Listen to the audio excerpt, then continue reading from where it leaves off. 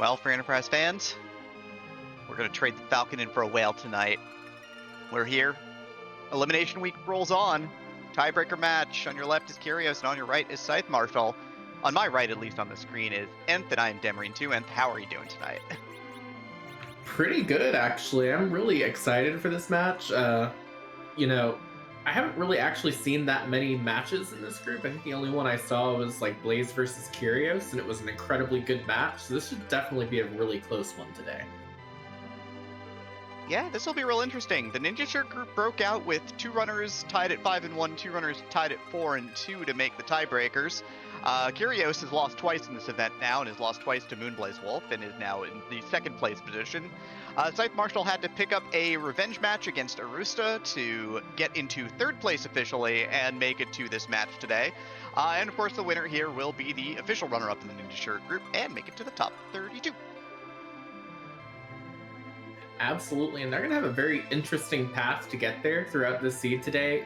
At the moment, we're sitting on a potential set of objectives where you only need 4 key items to complete this seed based off what we have. We have the 3 different moon objectives, all 3 of those altars way down at the bottom of the lunar subterrane. We have the King at Town of Monsters and Launch the Falcon, both of which accessible with the hook.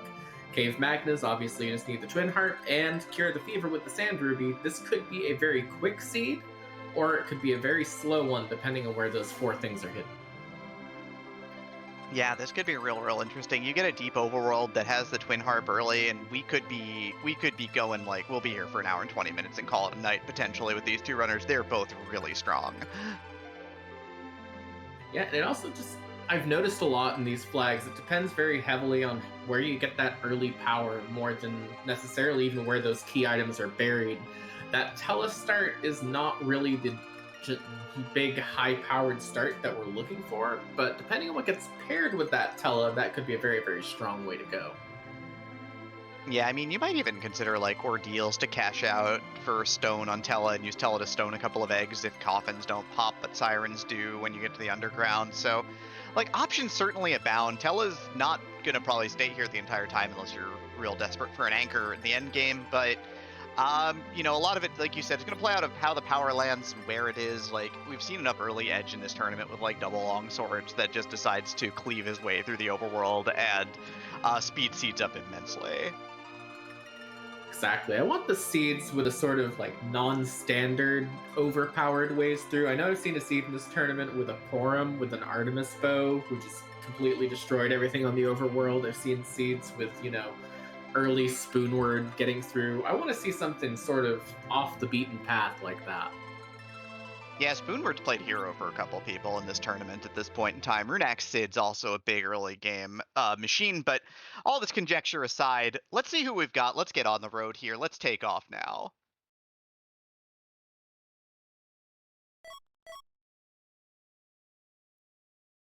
Well, strike 1, no progress, just an apple.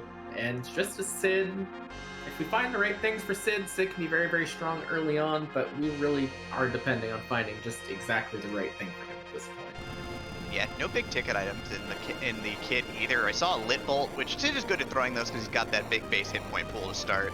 And I saw like a vampire, so like maybe if you need to kill a quick Baron 1, that's an option, but man, that was pretty devoid of the good stuff that you're looking for. No starting Siren, no starting Hourglass, something that could at least, turn the tide a little bit. Definitely, and we're going to see our runners sort of split off in 2 different directions at the start. Kyrios doing that early Castle Eblin play, probably only going to look for the non-trap chest here, and ScytheMarshall heading straight to Bedward for the 2nd key item check. Kyrios pops a encounter chest immediately in Central Tower, so at least gets that out of the way right now. Our key item is instant underground access for ScytheMarshall. The game opens up quickly, and does Kyrios get punished for this check here rather than going straight to Edward, maybe? I think it's a good question. I think that there's a sort of secondary question of, again, you only need 4 key items to get through these flags. Where is that hook now if that Magma Key is your underground access? Because that went from, a 1 in 5 chance to an anywhere in the game chance, and that might be something that slows down the pace of this match overall.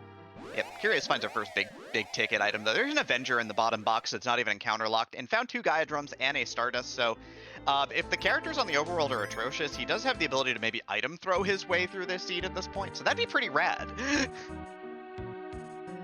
Yeah, definitely. That's something I haven't really seen much of in this tournament, really, sort of using the power of those J items to get through these early checks. Obviously, you see the occasional Stardust, but when those are all you have, it really does sort of start to show off how powerful they can be in the right hands.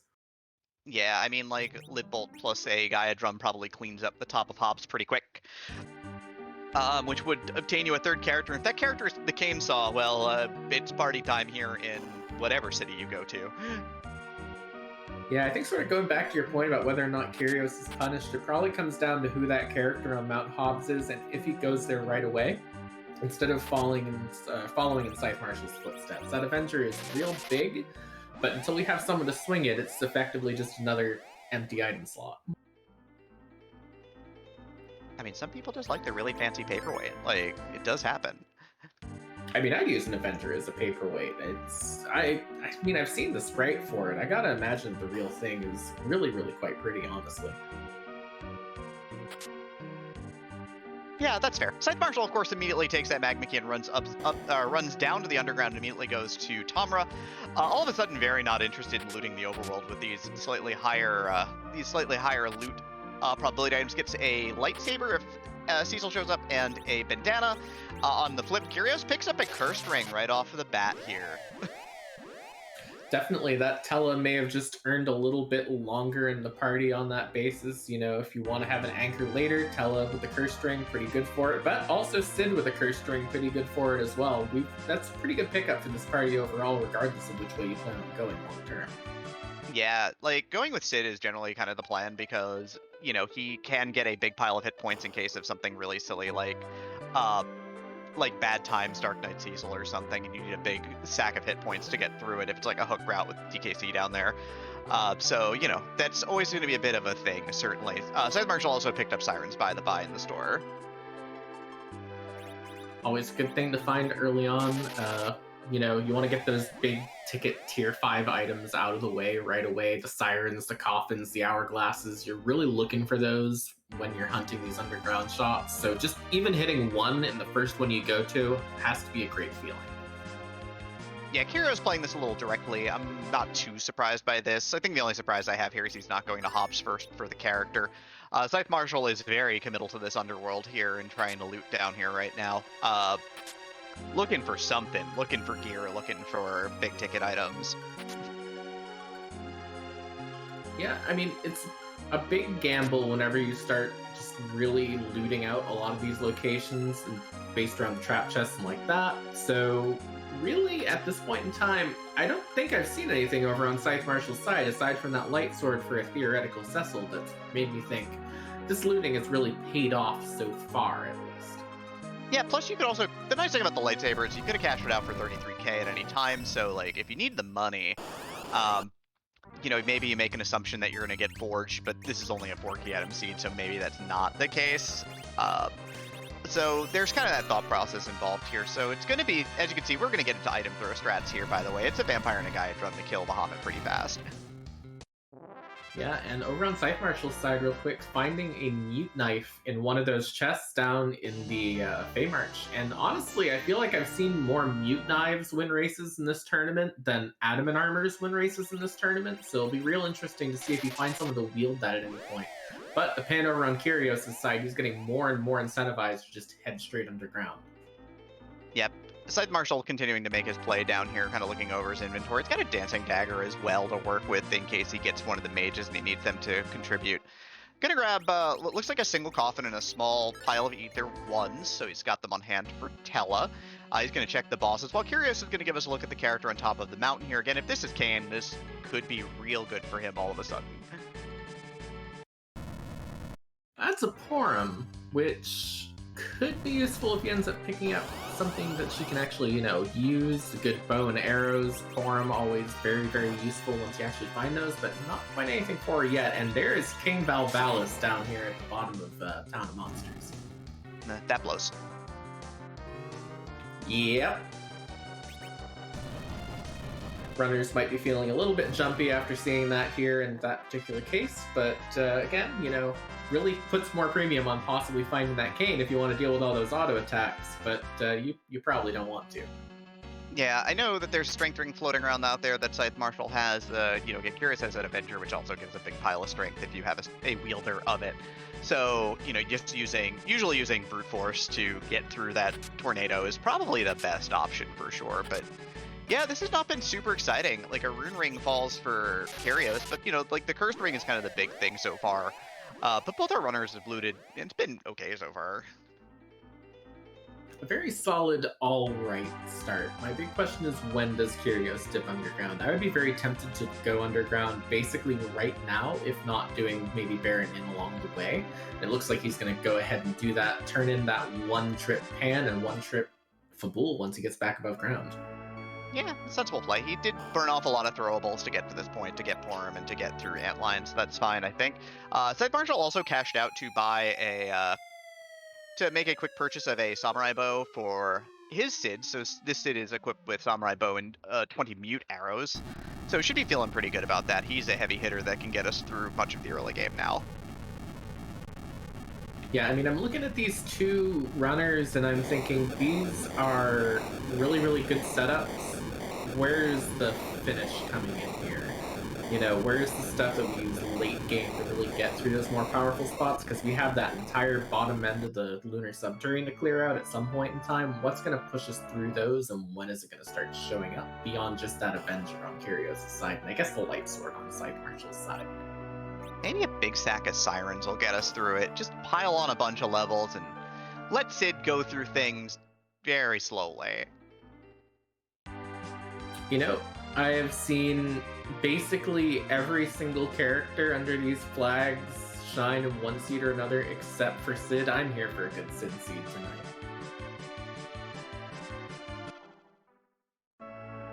ScytheMarshall goes down to Sylph 1, so talks to Yang without the Pan. Of course, we know he doesn't.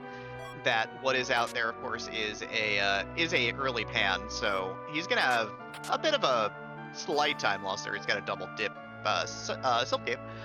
Kyrios is now backtracking over the loot spots that ScytheMarshall has done underground. He's in Tomra now, checking the weapon shop. Maybe he buys that rune axe. Maybe he sells out a little bit for it. He's got an Odin summon. He's got a couple crystal shields. He might be able to do that. It certainly is possible. I'd love to see a really sort of gutsy early play like that. Picking up a rune axe for that Sid as well. Any mage bosses are really not going to be a problem for either of these runners at this point, so I don't know, we're in good shape. I really want to see that sort of risky play, though.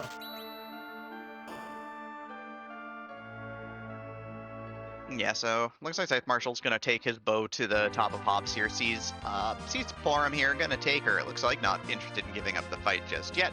Kyrios is gonna head on under right now to get that whole lot of nothing down here, but it should be fine. Yeah, it looks like he's gonna do the full-on loot as well, so we'll pick up that light sword that ScytheMarshall found and sort of equalize that out a bit. Kyrios with a bit of a loot advantage and possibly a little bit of a routing advantage too, just because, again, we know that ScytheMarshall is eventually going to have to double dip that Sylph Gate. Yeah, maybe a bit of an item throw advantage as well, as I think the item throwing is going to help him get through bosses, even though there's a bow on hand for Sid to do some decent damage. He's in the middle slot, which kind of makes his agility a little bad, because he's not going to act as much because he's slow and also in the mid slot, so that's not ideal, but I'm sure he can make that work. Again, probably a very slight difference between these runners, and definitely a lot of race to go. Yeah, I'm interested in seeing what the pathing is once we get through these sort of freebies here. We know that Pan's going to get cashed in. We know that Sheila's going to get cashed in. We know that Fabul's going to get cashed in there. Where does that leave us, and where do we go at that point? Do you even possibly, if you have a lot of key items that you want to chase, consider fading that Mount Ordeals if you plan on getting rid of that Teller early?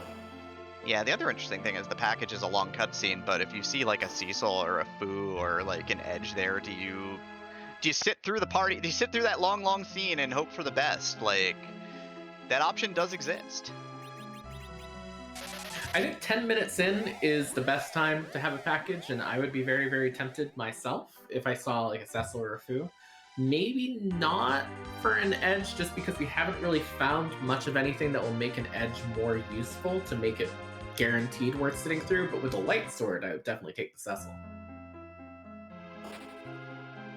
Yeah, both our runners are crossing each other's tracks right now, so we'll have a better sense of where people are probably when they do like Baron in and get through defensive football here.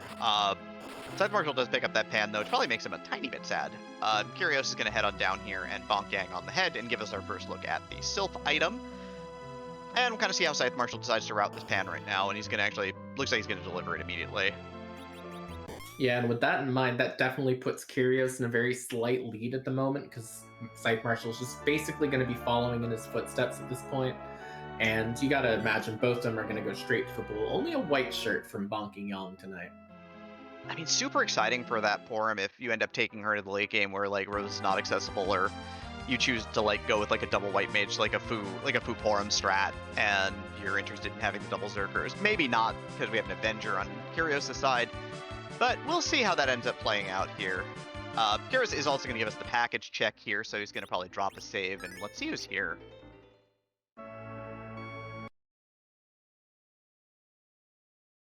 No, he's just gonna stay in town for the rest of the seed, I think. A bit unfortunate, you know, you can make a Yang work, but I don't think you can make Yang work to the tune of the entire package time there. Meanwhile, over on ScytheMarshall's side, taking the trap chests in Sylph Cave, that's a very interesting play given how high chance of having good loot those are. Yeah, he found the one box that's worth fighting. He found the double centipede box, which the Sid should be able to tear through. It doesn't look like that's the case here, though. It's just not hitting hard enough, but Sid's at 12 hit points. He should be dead. Deeply unfortunate there. I like the play. I just don't think he's quite strong enough to deal with that. Just because he doesn't really have a great way of healing back up aside from just spamming Cure 2 on that Porum and hoping that it's enough to get you through the rest of the fight. Might not be worth going for at this point. Yeah, I mean, this is a play that said, look, I am desperately trying to rip a single adamant armor out of this box, the one box in Sylph Cave that I can fight. And you know, that's kind of been the story of this tournament so far in a way, is, you know, stranger things have happened than finding an adamant armor in this tournament and this particular chest. And if this pays off, this would be a really, really interesting race at this point with that bit of an advantage.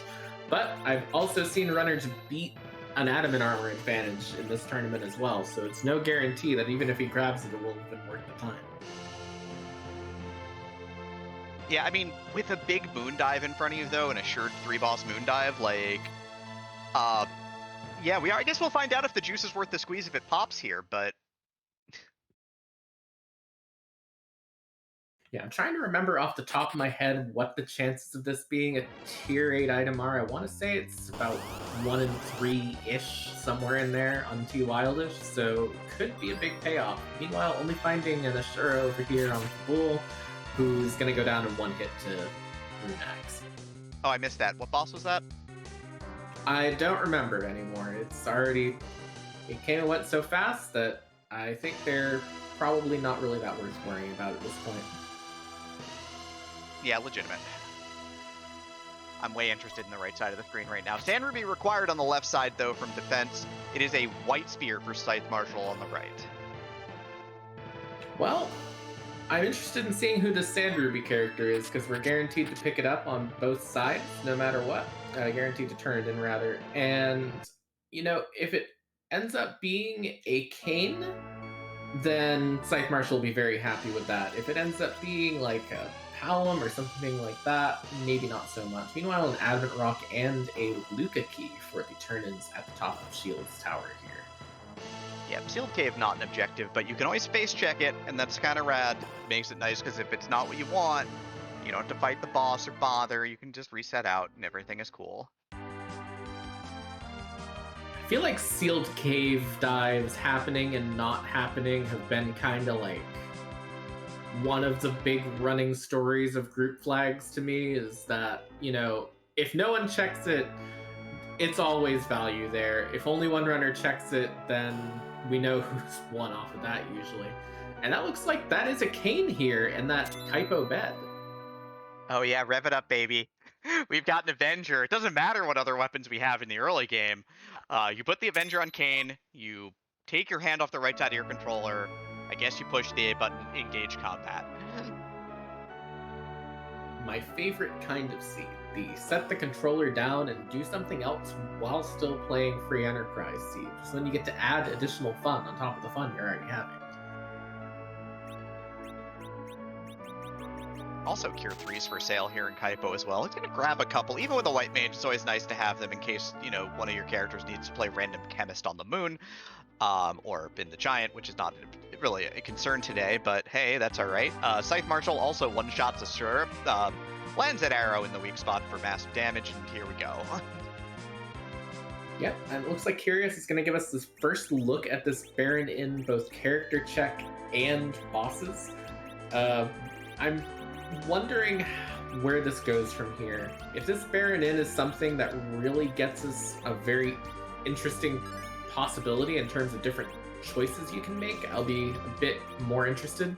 Right now, it's feeling like the seed's kind of leading us down exactly one path.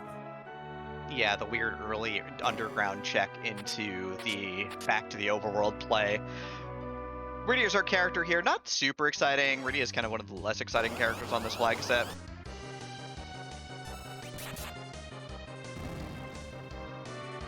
Well, that's an unfortunate place to see Wyvern. That's no fun. He's too slow.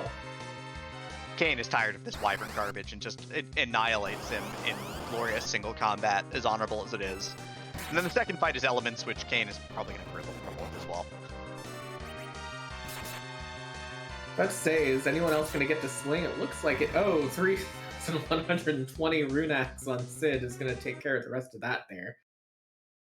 Yeah, Rubicant is a mage in that spot, so he gets devastated. Piece of paper for our troubles here. We get the paths to Zeromus, which is great because that means that when you go to the moon, you probably will want to full clear it, or if you have everything you need from the Earth, then you're just going to go to the bottom half and then come home. We'll see. We'll see how this plays out.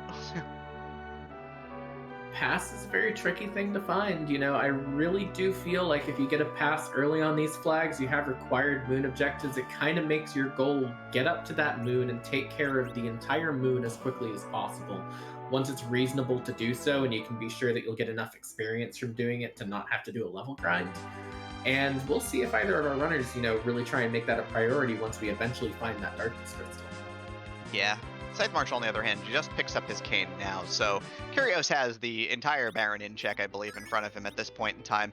ScytheMarshall does have a white spear for that cane, so he does have some gear. He's not gonna be, you know, completely low on equipment here, and white spear does hit quite hard, so you should be in pretty good shape here. Yeah, definitely. The big question on my mind is, you know, obviously with that tele, you probably want to go up Mount Ordeals, but skipping it is still an option if ScytheMarshall likes to go for that. Maybe try his luck down at Dwarf Castle or some other place like that. So that's a possibility, but Blue Robe, that's another intriguing possibility. Which boss is it? Just the one. That's unfortunate. I mean, it does mean that we could still have required Gauntlet at the Masamune altar. Oh, right, it does. Yeah, that's a good point. Oh, this keeps so many hopes alive for later on in the seed, doesn't it? And it sure does. Or it could be back attack Gauntlet on the other side, and you're like, oh, goodness, thank you, that Blue Robe was just Water Hag, and then the other Blue Robe shows up on the other side. Very canonical there.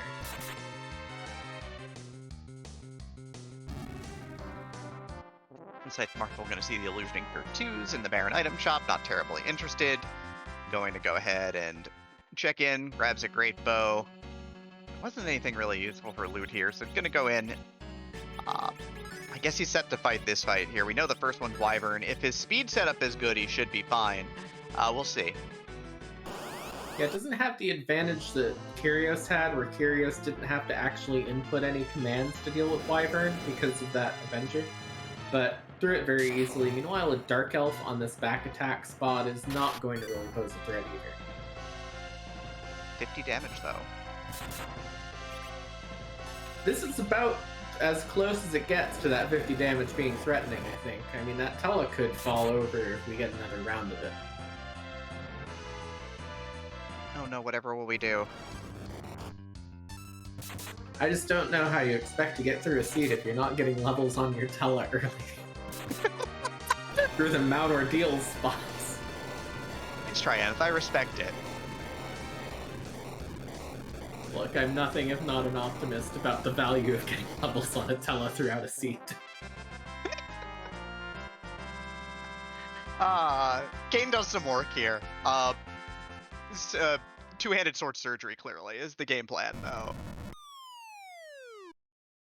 Yeah, definitely. I wonder if there is a possibility that ScytheMarshall goes back to Castle Eblin on his own at some point. You know, he was angling for those trap chests in Sylph Cave, and I don't think he necessarily got what he was looking for. That makes me think that maybe he might consider going and trying to loot out those trap chests there, in which case he might find that adventure himself. Possibly. Another big stick here at the top of Ordeals, but it's just a defense sword, so no one's super excited about that. This is some flavor of guards off the table, so we're going to see an easy boss for the moon gone forever. It is officer 3 and soldiers, so that's fine. ScytheMarshall through and gets his pass. We'll see if he decides to eschew this check and go underground or continue his run through the overworld. It's really hard to say at this point. I think if he was inclined to go underground, then maybe he'd be more inclined to go to Castle Evelyn. If he's going straight through Ordeals, then I'm not entirely sure he goes back through there at any point. So I think this next decision is probably going to clue us into whether or not he'll ever find that Avenger.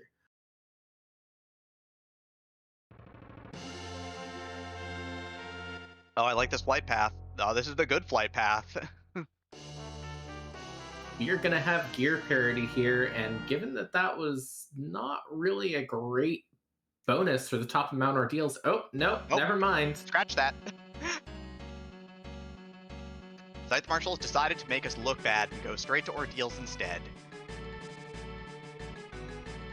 You know, I had that sort of thing that you have in commentary where you experience that slight amount of smugness at your prediction being right, and then I had the downhill slope of it being wrong afterwards, so I'm just going through an entire roller coaster on this seed at the moment. And like a roller coaster, this seed has really kind of kept us just on the same track so far, so no real meaningful deviation yet. All right, Kyrios wants to finish what he started down here in Castle Eblin, though. He wants to loot these encounter chests now that Kane can do 87 billion damage, roughly. You mean you might as well if you think that you're doing well already? Sometimes it can pay off to try and compound that advantage a little bit by getting a adamant armor. You know, if you find a crystal sword for a Cecil later, it's real big. I'm not sure if anything other than an adamant armor is guaranteed to help him at this point. I really don't think there's anything that's going to really get the job done here that is not an adamant armor. But yeah, Sid's already got 1,000 hit points, which kind of is great at this point. I'm going to have to parry through some characters to get Kane going, because I think Kane's is a little slow here to start.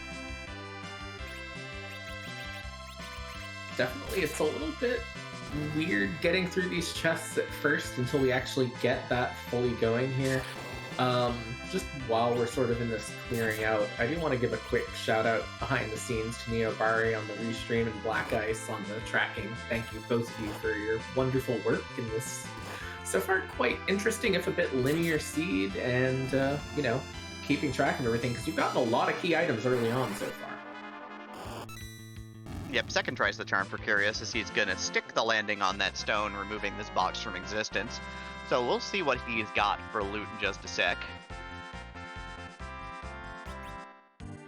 You gotta be kidding me.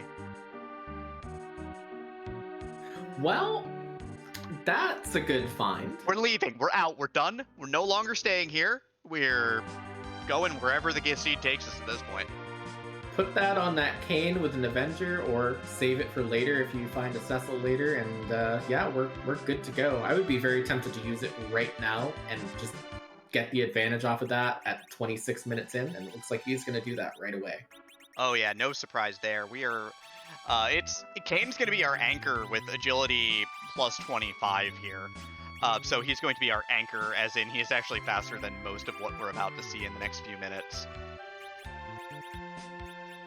Definitely, and going straight to this Dwarf Castle check, sort of continuing the kind of canon route through this seed, we'll see who this character is, because we're probably looking at this point for someone to replace someone in this party. Probably that Tella.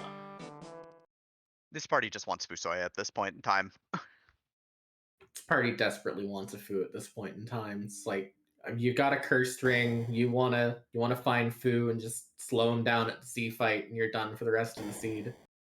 Yeah, ScytheMarshall with an efficient, but probably slightly slower than Kyrios, ride up ordeals here because of that lack of Avenger, which is starting to really rear its head a little bit right now. So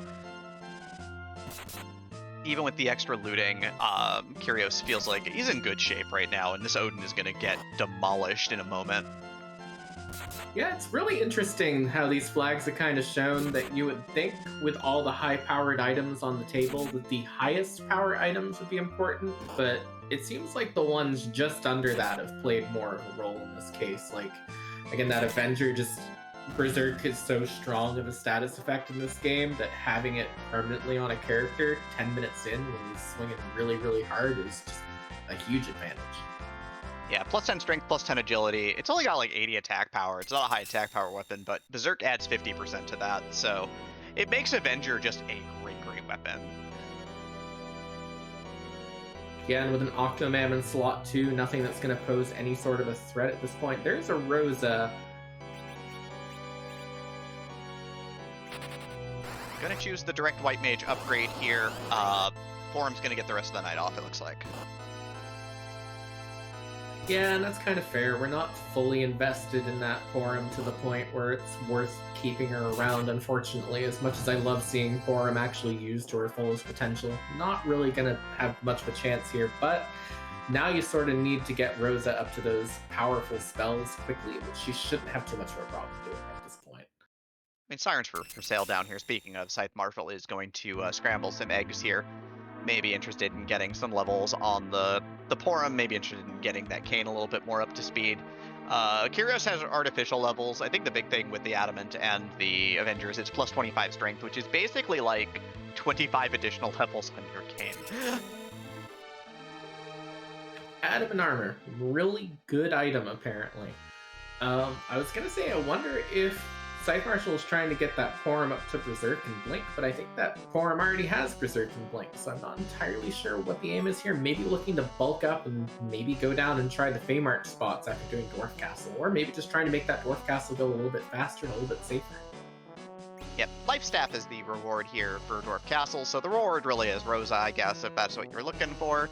The White Mage upgrade is there, so that's about that for that. Yeah, on the flip, it's, yeah, Arusta makes a good point. This looks like a XP for Kane play, honestly, if you've already got Berserk.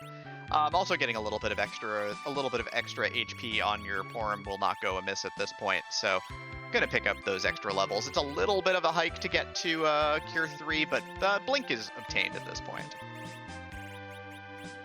Yeah, it should be fine from here right now. The big question on my mind just slipped my mind a little bit here. Might have to give me a moment to remember what it was. There was something very important that I had just noticed that I have immediately forgotten. My apologies. Is it that the Kane on Kyrios' side has an Adamant armor and an Avenger? Oh, good point. That is kind of all that matters at this point, until we find something on ScytheMarshall's side. Yes, I did turn off the oven. I checked before. Did I turn off? Oh, no. I was about to go over and check my oven. I'm sorry. But I didn't cook tonight, and it was cooked in the slow cooker, so it's fine. That's the problem. I did cook tonight, and well, if it's on, it's only on like 200 because it was just being, or actually 150 because it's only being used to hold pancakes. So it's fine. It's probably not that much more expensive than having the heater on. That makes perfect sense. ScytheMarshall is going to go ahead and take on this Odin here. We know that Odin into Octomom is just a life staff, so again, ScytheMarshall still trailing behind a little bit. Kyrios is going to I think this is sensible here. Gonna go check Luca Key here with the big high-powered cane that can probably maul whatever is sitting here. Yeah, definitely. And I just remembered what it was I was going to note. You know, if we find like a heroin robe or something like that, you pop that on that Rosa and pop that life staff on Rosa to sort of cancel out the, you know, debuff to her healing out of it. And you've got a pretty serviceable in the endgame Rosa who's a lot faster too. So that life staff could come in handy if we find the exact right equipment to go along with it.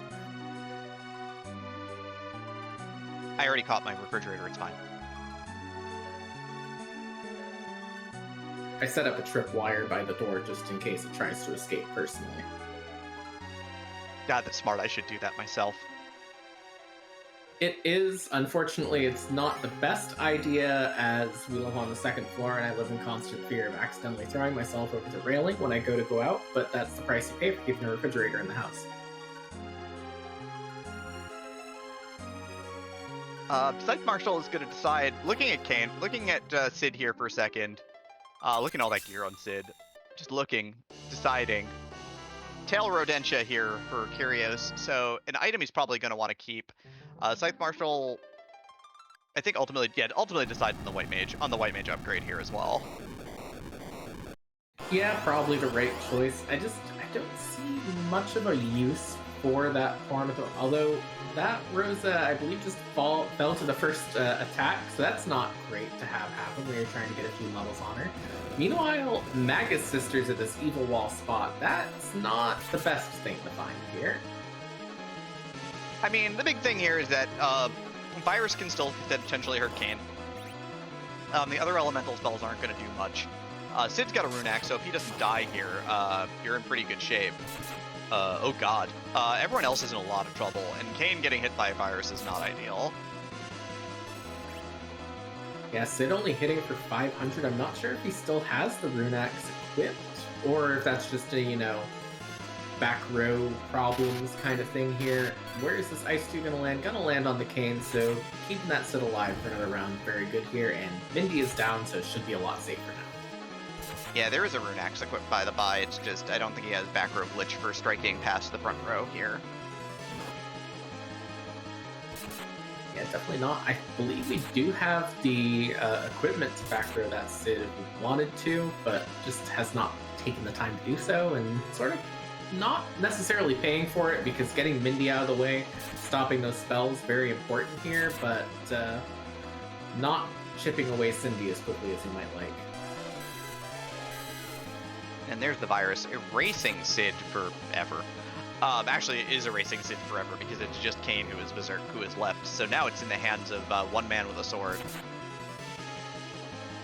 One man with a sword who keeps hitting Sandy, which is not great.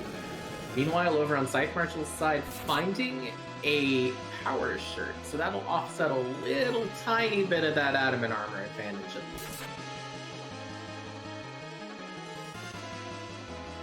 Of course, it would be better it's having a power shirt and an adamant armor. You know, beggars can't always be choosers. That is fair. So Kyrios is probably making his way through this fight. A lot of it depends upon Kane deciding to target Cindy properly here. Sandy also goes down, which means if Cindy doesn't die, never mind. If Cindy didn't die, that could maybe have gotten problematic. But Kane do what Kane do, and we've got a rat tail to take out of the sealed cave here. ScytheMarshall flying over to Castle Eblin again, landing, saving, and then heading back over to the package. Maybe just going to do this package check and then reset back to do some looting if this is not something, well, not exactly a foo probably at that point in time. So we'll see. Is he going to go in and actually loot now? He's equipping, so I like this. This looks like it's time. This looks like it's finally time to actually get the items out of the boxes here. We know what's here. It's real good. We know it's here in exactly one of the trap chests, but what if ScytheMarshall does a full looting clear and we find out what's in those two other trap chests? What if we hit like adamant armor, and adamant armor, or adamant armor, and crystal sword, and then find Cecil immediately? There are ways that if ScytheMarshall fully commits to this Castle Eblin play, he could make up some of the time he's lost to Kyrios at this point. If ScytheMarshall hits 3 adamant armors here, by the way, I'm quitting. I'm just leaving you to do this by yourself for the rest of the night.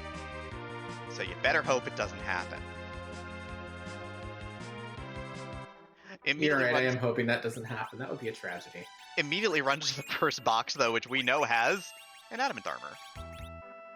I think that's the real big question here, is when you find that first Adamant armor, do you go, all right, I'm done with Castle Evelyn, I'm going to leave? And if he does, then he doesn't find that Avenger, and still ends up a little bit down on Kyrios here, although not as much.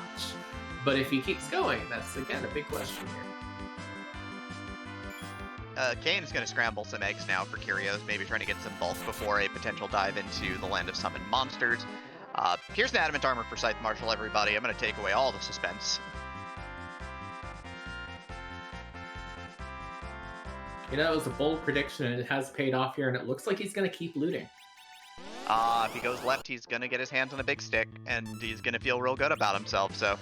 I mean, he's got enough power to take down the encounter boxes at this point pretty comfortably, but not getting those Gaia drums and Stardust early is maybe kind of also hurting him a little bit. A lot of this has come down to kind of loot order at this point.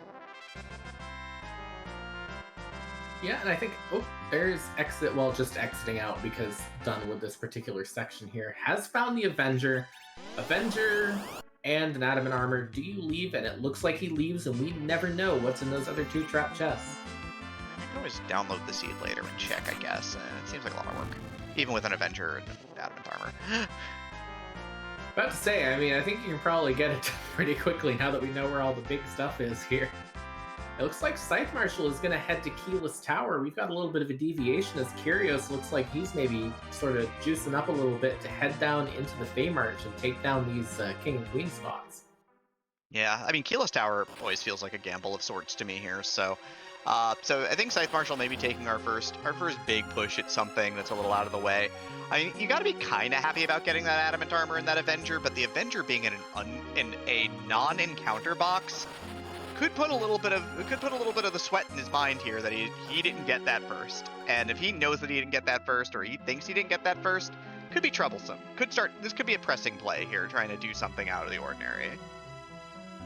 You know, to me, that's kind of the theme of these flags in a way, is that it's not just how do you handle situations, but how do you handle the kind of psychological element of knowing that your opponent might have stumbled into that situation a bit earlier. Stumbled is not the right word. Stumbled makes it sound less, intentional than what Kyrios has done here, but, you get the idea.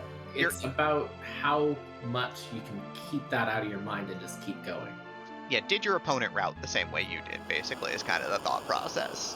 Did they get there first?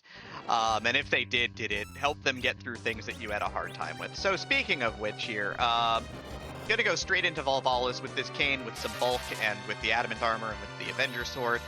Dancing Dolls are at the top of the tower here. We don't have a way to stop them, but we do have a Grimoire, which he's gonna pop immediately, and he's gonna get a Chocobo. We love you, Chocobo.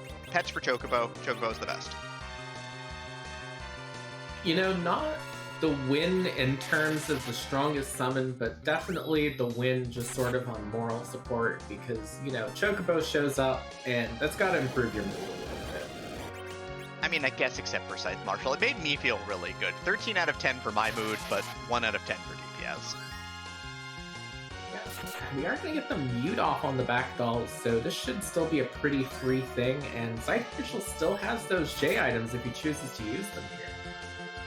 I mean, maybe there's no better place, really. I mean, obviously, we're going to Avenger Kane here because we got to do some damage now. We got places to be, folks. Absolutely. I mean, this is the best layout possible for a potential kind of Jet Seed. I guess Jet Seeds don't really happen in the same way on these flags, but a Jettier Seed. As long as we just find that Darkness Crystal, then all we need left is a Twin Heart, and odds are we're going to find that quickly once the moon's open. So this could speed up very suddenly once we hit that Darkness. Yeah, I got a pile of links up on Kyrios' side, and Kane is busy flexing on Volvalis here for about 2,000 swing. Toad out on the rear dolls as well, so just going to turn them into frogs just to assure that everything's going to be a-okay and fine. So Kane should finish the deed here and get us through this fight. So ScytheMarshall is going to give us a look at the top of Kyrios Tower. Kyrios shouldn't have much of a problem finishing the fight here at full Ballast, so we should see what the king has for us here. Oh, ScytheMarshall just found the Darkness Crystal on top of the tower. Oh, Kyrios Tower Blackrock, my nemesis, but also that, I think that's the item you wanted there. Like, that's gotta feel real good all of a sudden, you know, like, of all the things you could get. I mean, we're 2 key items away from go mode now. It's just that hook and that twin harp away. Yeah, I mean, that is the absolute best thing I think you can find anywhere at this point. So real good for him there. The big question is, when does he start chasing that? Does he try and go up and take some of those moon spots now? Maybe hope he hits the Fu up on the altar up there? Or does he stay down here, maybe go down to where Kyrios is and get that Earth Crystal from Val? So sort of a little bit of a backwards vanilla there. Ooh, a good pickup though. Like, that's a thing you really want to see as well here. ScytheMarshall's interested in the boxes now in the tower as well, because he's got that Kane doing some work. High probability of like tier 6 items. Pro Ring pops first, so he's got a nice piece of armor. But this bot over time has been pretty heavily nerfed in terms of drop rate. Definitely a much bigger spot in earlier tournaments, but these alerts are super easy to kill, so giving them loot that is consummate with that effort is kind of the idea here. I think a Protect Ring is probably one of the best things that you can find here, because now if you want to pop that Adamant armor off of Kane later, you can remove that elemental weakness that it sort of leaves behind as well. So that's a real big bonus that ScytheMarshall will have that Kyrios won't necessarily have. If he finds a Cecil and we find like a crystal sword, then he's going to have an easier time transitioning into that without that Kane just immediately falling over anytime something sneezes vaguely elementally in his direction. Yeah, it looks like ScytheMarshall is popping the whale though. 43-17 hand. I think we're going to the moon. We're going to the moon. I love going to the moon. I'm so excited that we get to go to the moon already. Yeah, under 60 minutes is just... It's just great. Everything is fantastic. I'm feeling really good. You know, I'm feeling really good about where this seed is going as well. If ScytheMarshall really dives down to the bottom of the moon already and just sort of takes care of business down there, getting those 3 objectives out of the way, we could see a very interesting race as Kyrios is sort of getting pointed into staying on the planet. You know, he's got that Earth Crystal that Zarusta pointed out in chat.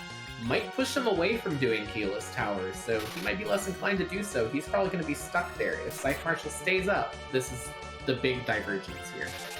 Yeah, Hook and Harp is all we need by the by. That's it. We've got the Blackrock located. Kyrios doesn't have it on hand. Hook and Harp are still at large for objectives 3 and 4. The 3 required moon spots definitely drives a play on the moon, especially with the pass in hand. So, yeah, I like this. Absolutely, you know, that's just how it goes too. You make the big risk play like ScytheMarshall does, taking that keyless tower that's, like you said before, always a gamble when you go up there.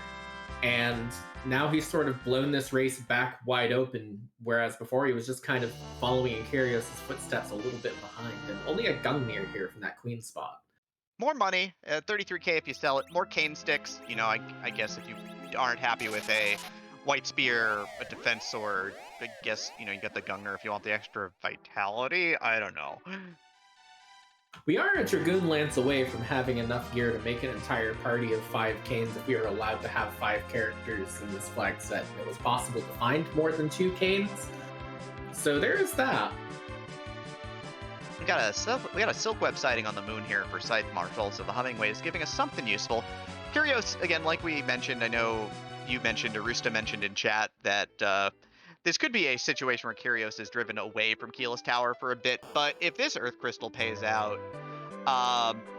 you know, in terms of, like, character power and a useful item, then this could get dire really quickly. This is about to get real interesting, everybody. We are in the classic 50-50 here. You know, I think that's sort of the big question whenever you see all these moon objectives on the table before we even start the race is, when do you go up and do it? Does it give you a big advantage? If there are no key items on this moon, well, ScytheMarshall will have taken care of all of those objectives, he's going to be behind off of it, because if he's sticking up here, he's going to want to do that Crystal Sword Altar, do that Mirasame Altar, do that Cave Value, and only finding a duplicate Rosa here that I don't think we're going to take.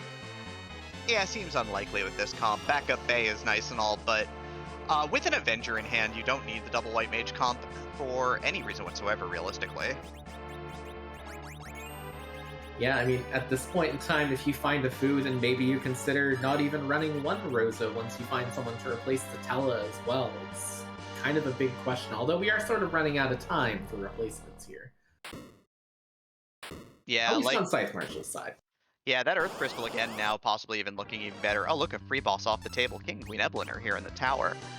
Kane's going to be unstoppable in terms of getting rid of them in a hurry. But yeah, 2 character checks are about to pop for Kyrios, and that's kind of a big deal, because this could be your big ticket characters as well. You know, could be your Cecil and could be like your Cecil and Boo that replaces your both your Tella and your Sid perfectly. If I'm calculating right, we have about a 50-50 shot at finding at least one of those, because I believe the only character checks left on the table are these 2 Earth Crystal ones, the Hook and the Baron Key? Unless I'm forgetting one out of the top. Oh, and Giant. So there's about a 2 in 5 chance at each of these spots of finding a Cecil or a food. Yeah, I mean, this could be interesting. I mean, this could be... Like, I mean, Edward could still be here. There could be, like, Edward Palom, which would be the worst outcome for sure. I wouldn't be interested in either of them. Yeah, there's Palom, so there's half the problem. Alright, the 50-50's coming up. Is it Fu or Cecil, or is it Edward or the other one? We're professionals, everybody. Edward or Edward? Is it one of the Edwards or one of the ones we want? I mean, Edge wouldn't be terrible here. We just don't really have any weapons for him.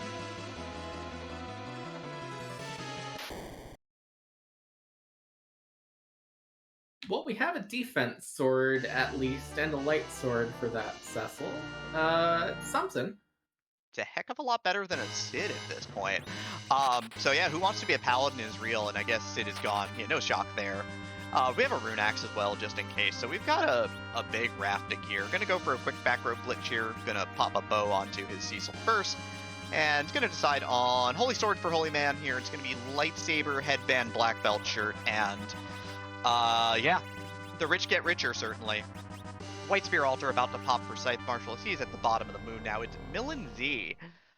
So going to switch to White Spear first, and then Zerkane with the White Spear to get the quad damage from the spear. Kyrios, of course, is going to find a whole lot of nothing up here. Try Dark Imps is basically free here. I would be getting very concerned on Kyrios' side about how many free bosses I've found before hitting that required bottom of the moon spree here. Because this is 2 off the table right here. That's Dark Imps and King and Queen Evelyn. There's every chance that something really, really awful is hiding at that Masamune altar right now. Gauntlet, gauntlet, gauntlet, gauntlet. I think Gauntlet's my second choice. My top choice has been Magus Sisters, but they're already gone, so Gauntlet will have to do.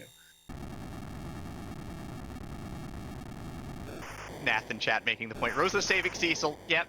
We're free enterprise. We're egalitarian. You know, sometimes Rosa's going to be your hero, and that's okay.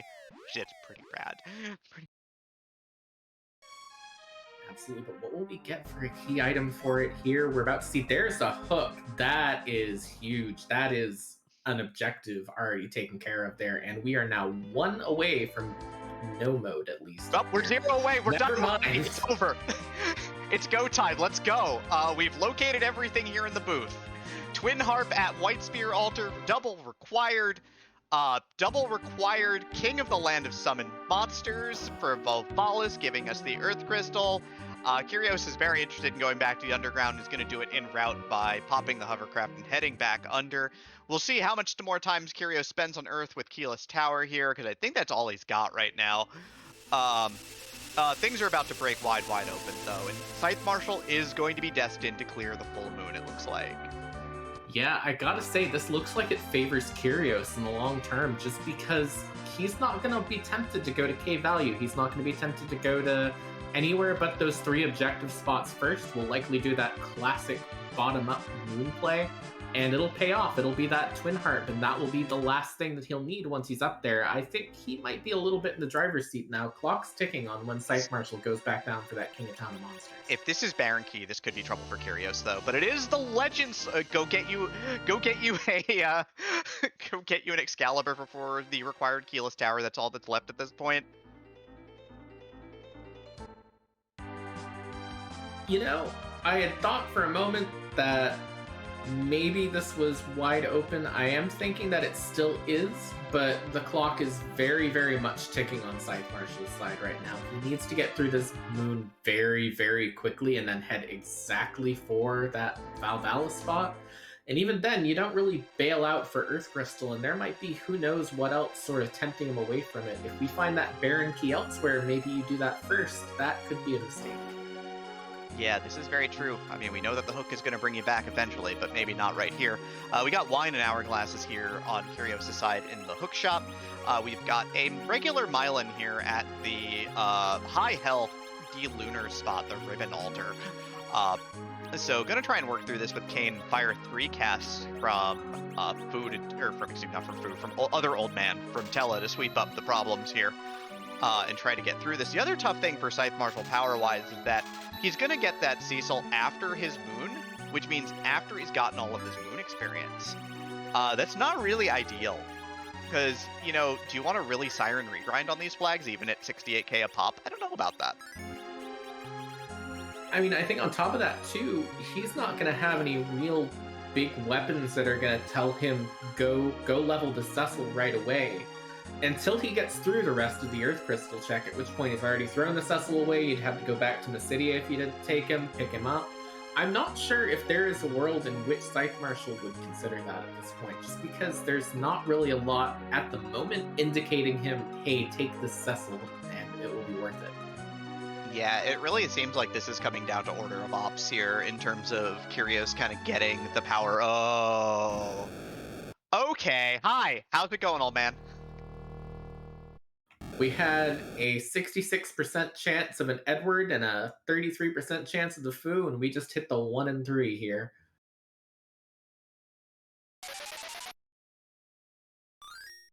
Oh, and the Vanilla Ruby. Ew. Yeah, well, that's not so bad. You've got Fusoya now, who is going to probably have, if not the microwave, almost certainly Ice 3. Needless to say, it's not going to be pretty. Tella's going to get the rest of the seed off here. Rosa becomes your cursed ring holder here? I don't know. I've seen a lot of cursed Fu play in this tournament. Yeah, that's where it looks like we're going here on Kyrios' side. Might as well. Has not yet turned in that Excalibur on Cecil's side, but hey, you got a Rune Axe, and you know that there's a mage boss at the end of this hook route, and that mage boss is not going to last very long. Rubicon's not a mage in regular form. He's just a dude. With a cool... Why does he suddenly become a mage later then? I feel like there's something wrong with this. He learned some tricks from hanging out with his friends. That's fair, you know, and that's kind of important, you know, I guess that makes sense, because the true power of friendship is what you can learn from your friends and how you grow as a person from being around them. Yep, Tella did his job and then died. Mylan Original Flavor gets bodied by that Avenger here, so... fight's over. Party's over for the double Mylan down here at the bottom of the moon. And we'll see what pops here. We know it's not required. Baron Key, again, we know is kind of the dangerous Zonk, but it's an Excalibur for the Cecil that's coming later and a Bahamut summon. He's less likely to throw a Cecil away now later, but he's also not going to get the Cecil at a good time for what he's done in the seed.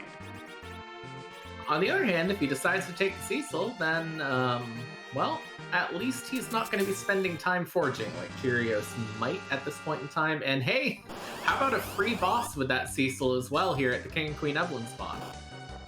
Yeah, he's kind of got to survive. Like, this spot does hit pretty hard, but like he's in the back row. It should be a-okay fine here. So he's going to queue it up, and Yang dies to a direct attack from Cecil after the second kick queues up. So easy game, easy life, I guess. So this is looking pretty good for Kyrios getting underground in a hurry. ScytheMarshall pop in the altar. What do we got? This was my number 3. I'm super happy about this one. Oh yeah, no, this is my number 3 too. I was tempted to just say Golbez because it would also be wonderful, but yeah, this is fun adjacent. I think that's the correct term for what we're about to experience here at this Golbez spot, but at least Kane has an Adamant armor on. Yeah, that protects him from 2 of the 3 spells. Kane will still get deposited in the trash bin by a virus at this spot. Oh god.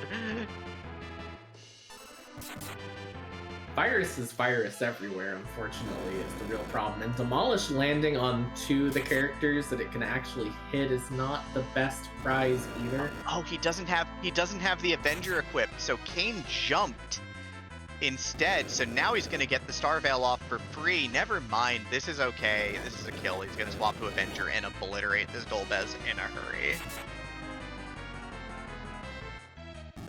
Yeah, it's not difficult. Oh, the virus landed on Tella and it hit him for 10 times the health he has. That's unfortunate. That's Golbez. That's Golbez. Weeknights on ABC.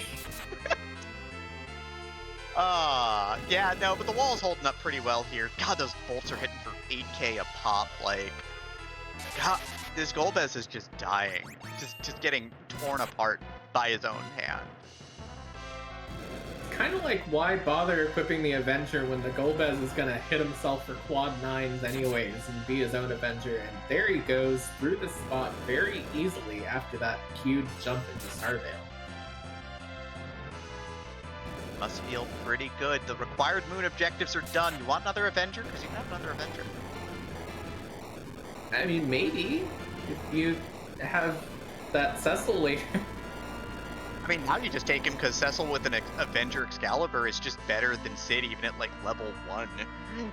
Yeah, definitely, and you only just need to get him, like, pop 1 Siren to get him enough health to survive through the first Big Bang, and then you're fine. Now you don't have to worry about anything, and ScytheMarshall's gonna find this food to replace that Tella too, you know, he'll have enough health, we're fine. ScytheMarshall hits the warp from the core altar door to just head right over to the... So he is going to full clear the moon. He is headed on over to the Crystal Sword altar. Kyrios got a peek. It is Dancing Dolls. He knows Quake. This should be fine. It's probably going to be okay. Last I checked, just curse your Rosa. Or your Cecil at this point for what that's worth. And you should be fine. Marching on, easy peasy. Both are runners on an Adamant Armor Avenger Kane with an off weapon to swap.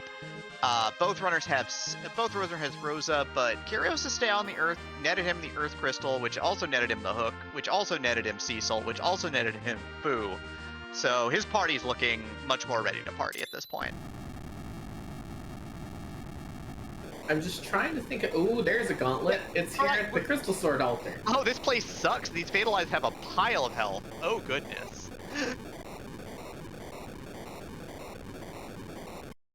Oh, and they cast Count 2, and that's just an annoyingly slow animation as well. Oh, that's unfortunate. Yeah, and he's just killing Tella for anchoring purposes because the trick with Count that you do on Plague doesn't work here. Fatal Eyes will just cast Count over and over and over again, so, you know, having fewer targets means they're less likely to die, but also it's pretty irrelevant at this point. Yeah, the big question is, you know, do any of those characters fall before the next wave of the gauntlet and the next wave of the gauntlet from there? And that's the thing, is like, will it chip away his party? It looks like Rosa might fall to this. Yeah, Fatal Eyes have like 30,000 hit points too. They're bulky. Yeah, the problem with this is that we know that ScytheMarshall is going to do this, and we know Kyrios absolutely isn't going to need to. On the flip, this is going to get ScytheMarshall a lot of experience on this party here. Also, he's got a couple of I believe he has a couple of... Should have grabbed at least 1 or 2, what's it called? Hourglasses, potentially. I don't know if he has any, though. Oh, no, they were in the Evelyn shop. Never mind. Scratch that. He doesn't have any. Yeah, doesn't have any mute bells for this. What was that over on Kyrios' side? I only saw that for a second. It looked like it read Adamant, but I might be... Okay, Mirasame. Okay, that would be why. Well, we don't know where Edge is, and we're probably not going to see him this seed, so that ends up being enough in here. Yeah, he's either big chillin' on the Giant or big chillin' in Baron, and the only person who has a chance of finding him at this point in time, I believe, would be ScytheMarshall. Alright, the nerves must be real for Kyrios here, because the realization is that when he sees this obvious last check Blackrock, you don't ever want to last location the Darkness Crystal on these flags, especially with the 3 Moon objective, so we know that things are less dire than they look, but I do not want to see this Darkness Crystal pop at like 103 and go, oh no, this is bad.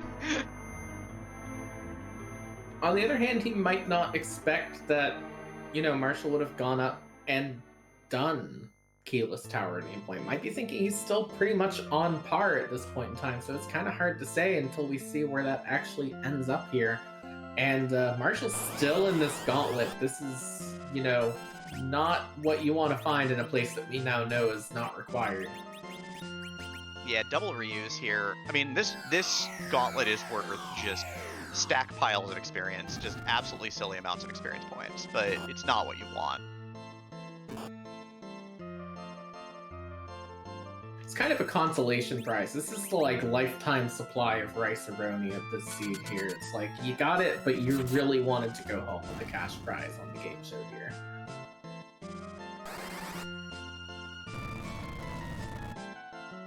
Kyrios, the San Francisco treat is basically what I'm saying here.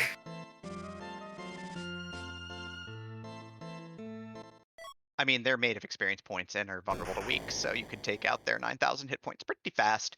Kyrios, Blackrock obtained just shy of 103 as he just tears that fight in half like it's not even there. Easy peasy sweet magic and some item cash outs. Not like he's going to use those items on the moon anyway, speaking of which, he's probably headed there right now because there's nowhere else to go. ScytheMarshall is weakening these Kyrios, which should make his life a lot easier. But man, the gauntlets on the moon are all just objectively long. I'm trying to think of what this could give that would be particularly helpful at this point. Because, I mean, I think if you're in ScytheMarshall's shoes, you probably will go straight to that King of Town of Monsters spot once you're back on the planet and know that you're, you know, very close. Because you're 1 key item away, and you're going to have to do that spot eventually. You might as well. The question is whether or not he chases that Earth Crystal after. I mean, we know the hook is behind the Earth Crystal, so he doesn't get a choice in the matter. It is, like you said, it's just all about how he times it. Double dragons, by the way, double blue dragons here. Blizzard is really nasty if you don't have an adamant armor in particular, because it does ice damage proportional to your to the blue dragon's current health. Also, they melee like gods. They hit like trucks.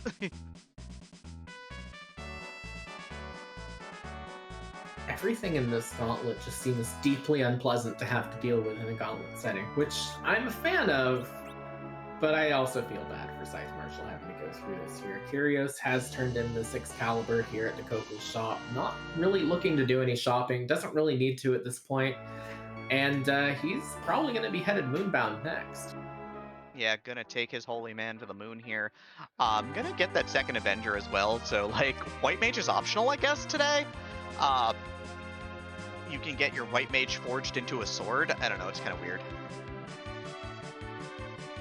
Yeah, I mean, Rose is kind of there because, I mean, I guess the best you could do is maybe replace her with that Sid if you wanted, or possibly replace the Fu and curse the Rosa, but is it really going to be that much of a benefit and worth the time to go and actually trade in someone at the tower here? Probably not.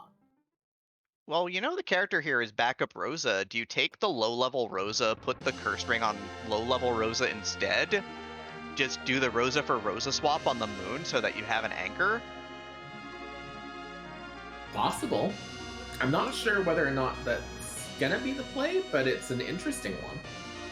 I mean, you gotta make some interesting plays, right? Blue Dragons are dust here for ScytheMarshall, but god, they take a while. 72,000 experience for his troubles, though. Again, he's gonna have more levels than he really knows what to do with on his Rosa in particular.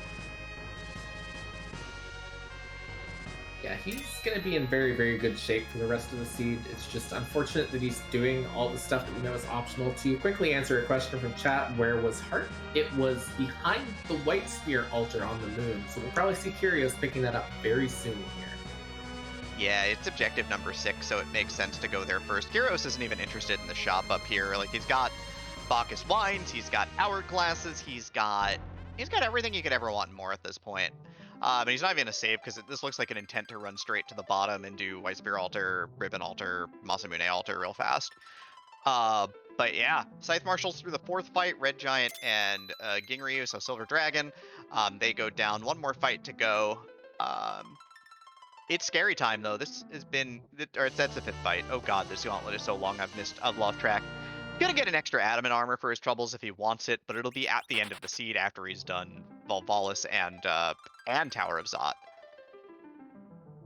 Yeah, and just in his case, who do you really put that adamant armor on? Do you put it on Sid?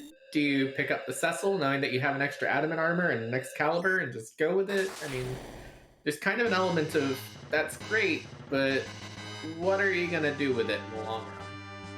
Yeah, you kind of, I don't know, it feels like you kind of have to make the play for it, but, you know, keeping Cecil, level 1 Cecil alive is a pain. Like, getting Cecil a little bit of experience is kind of nice, but again, he'll have finished, once he finishes that, he'll have, the only objective he'll have on the books is launch the Falcon, so your Cecil will get some levels. Like, do you just assume that, like, level 15 or 18 Cecil is going to be just fine? I think that's kind of the plan. I mean, there's also the fact that once we have that Cecil in hand, you know, that's going to drop you right underground. You could pop an egg or two down there. It's not too far out of the way. It's basically right there. So, yeah, I mean, I do think that it could possibly be a little bit better for ScytheMarshall to take that Cecil now as opposed to keeping that Sid in his party, or maybe even keeping that Rosa in his party once he grabs that Fu. And there's a turtle. It's a turtle. Not in a super bad spot here. Kane should do enough damage to kind of get that first wave sort of down a little bit, but there's a Thor Rage Q as well. I know chat's talking a lot about do your objectives, but King of Town of Monsters with the path in hand is a very naturally fateable encounter. Like, it's not one that you need to strictly fight all the time, and I appreciate the play with specifically and exactly 2 key items to go to the moon. So I think this was a great play by ScytheMarshall. Like, this is not a bad moon dive by any stretch. We in the booth know it's wrong, but I liked the play. It's unfortunately, once Kyrios sees his harp, we know it's not going to pay off because we know where the hook is in the booth. But it's the nature of the game sometimes. Yeah, I mean, you got to think he's going to do cave value after this, so he's almost out of this moon. The big question is, where does he actually naturally route from there? The thing that scares me at the moment is, where is that tower key hiding? Because if we say find that tower key, then we're probably tempted to check that before going down or going back above ground to chase that Earth Crystal from King of Town of Monsters and like that. There's a lot of things that could possibly push ScytheMarshall away from where that hook is, still on the table. Yeah, we know that either tower key or Baron key has to be up here, and they route into each other, given how the key items have fallen out. So we know that they're here, and we know they route into each other, so this is probably going to be devastating when we see the tower key, unsurprising. Well, there's that tower key, and I think you probably check that when you get through the underground, but, well, I don't know, maybe you check it while you're down there instead of going back up to Earth Crystal. There's a lot of pitfalls for ScytheMarshall to avoid, not the one pitfall he has to walk into at the end of that hook route. Yeah, chat is correcting me accurately in there, saying they're reminding me that Harp could have a key item as well, which is true. Tower key does not need to root into Bower key. It could be just Tower key blanking, and then the Baron key is behind Harp, which is ideal but still bad. Again, just not having to do these 3 bosses for Kyrios. Like, the tough thing for Kyrios is he's got to decide how he wants to get his levels, if he needs a ton of levels with the Adamant armor. His Cecil's going to be pretty juiced up and be around 2,000 hit points by the end of this fight, so should be in pretty good shape. First Myelin was down, second Myelin is looking pretty good at this point.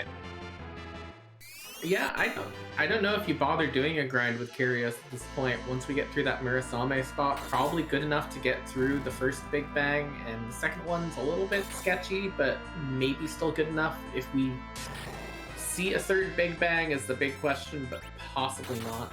And to quickly answer a question from chat, that is an Excalibur Cecil on Kyrios' side. ScytheMarshall has not found Cecil yet, but does have an Excalibur in hand if he does. Yeah, I think the big thing is that we'll have double Avenger, Excalibur, Adamant Cecil, and Defense Sword Black Belt Kane. So I think we're in good shape overall. Like, you may need to throw a nuke cast in there to make damage, but his damage output is going to be right on that line for skipping second Big Bang easily. So we'll kind of see how that plays out. A lot of that will depend again upon levels here. Pale Dim is our last and final boss on the moon at Cave Bahamut, and we'll see what it is. If this is the Baron Key straight up, that's probably the worst outcome, honestly, because that means that you place all your faith in the moon and you're checking Tower Key and Baron Key first in some order, and that's just bad.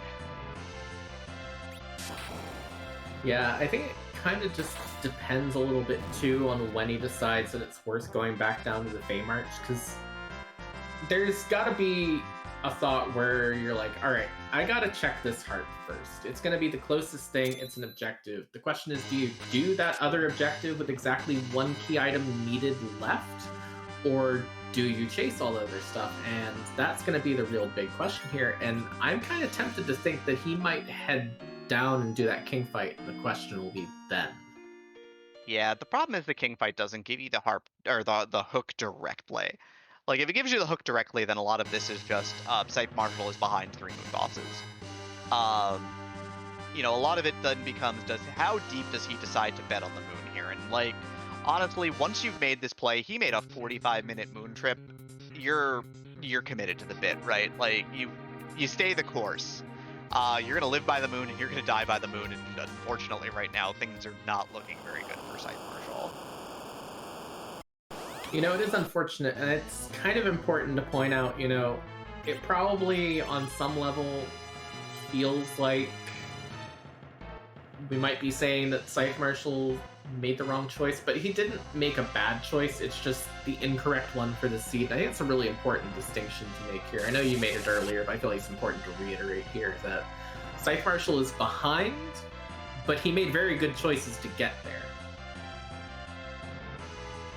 Yeah, probably the best outcome, this being blank form. He's going to reset out, not too terribly interested in the experience at this point in time. Tower Key in hand, headed back to Earth. We'll see if that's going to be a straight Tower Key check or not. He also has the harp for the required spot, so we'll see if this is a harp check as well. Well, depending on how long it takes Kyrios to get through this Golbez fight, which I have to imagine won't be very long at all, we could be seeing back-to-back harps at this point, where ScytheMarshall's there, and then very shortly after Kyrios is there, so they're going to kind of meet up in the worst possible way. Yep, ScytheMarshall, I guess unsurprisingly, is going to give us some musica here. He's going to head up to the harp.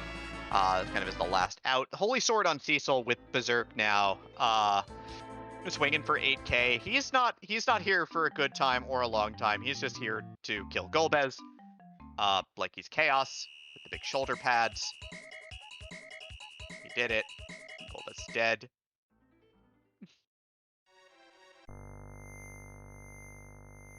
What a wonderful journey we've had getting to this particular point. Again, like the sort of killing Chaos wonderful journey as well. I mean, I did mention that this seed's got 125 written all over it, and Kyrios is making me look really good right now. He's at 115, about to cast Exit and head back to the Earth. Yeah, and I feel like on these flags, that basically qualifies as a jet seed in this particular tournament setting where we've got the 7 out of 7, so showing real kind of great grace under pressure, too, in some ways. Oh, he's casting Warp, and that means only one thing. He's going to grind a little bit. He's going to pop a couple of Sirens here. He's got one. Okay, he's probably going to pop one for 180 and be done with it. Might as well. That should push Rosa into the place where she's, you know, more or less completely safe from Big Bang and make your Z fight 100% free. Yeah, I think that's a good point. Yeah, here's the big lockdown magic here on Kyrios' side with the single hourglass. Gonna line up for a life glitch here on that rear king Ryu when it gets struck again.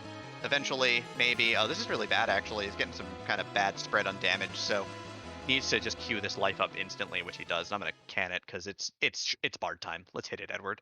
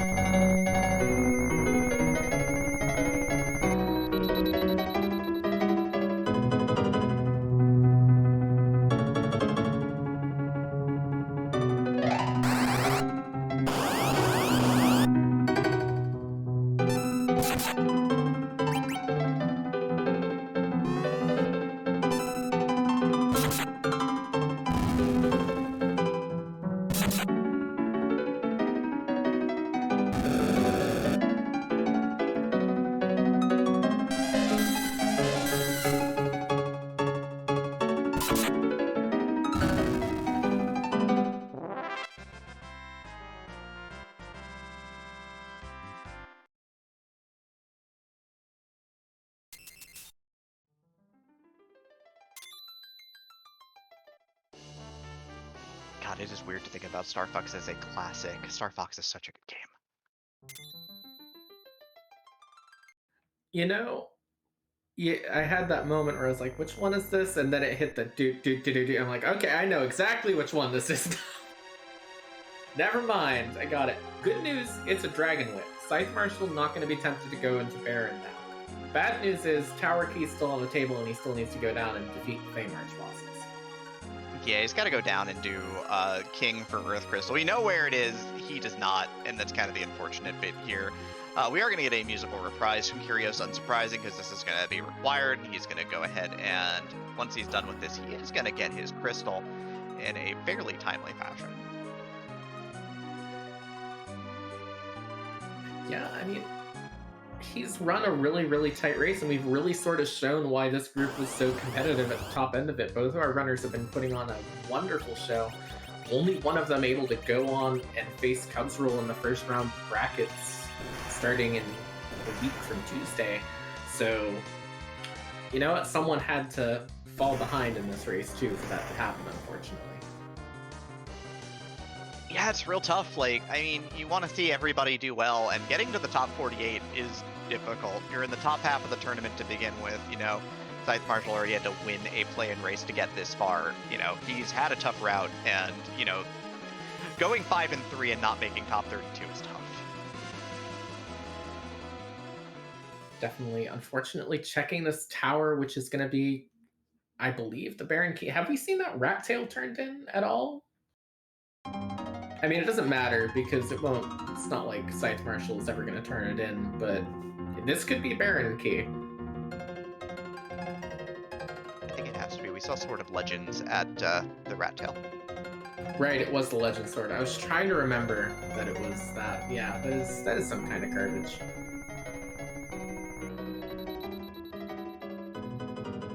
Considering we got another Excalibur later, it really was not worth anything in the end.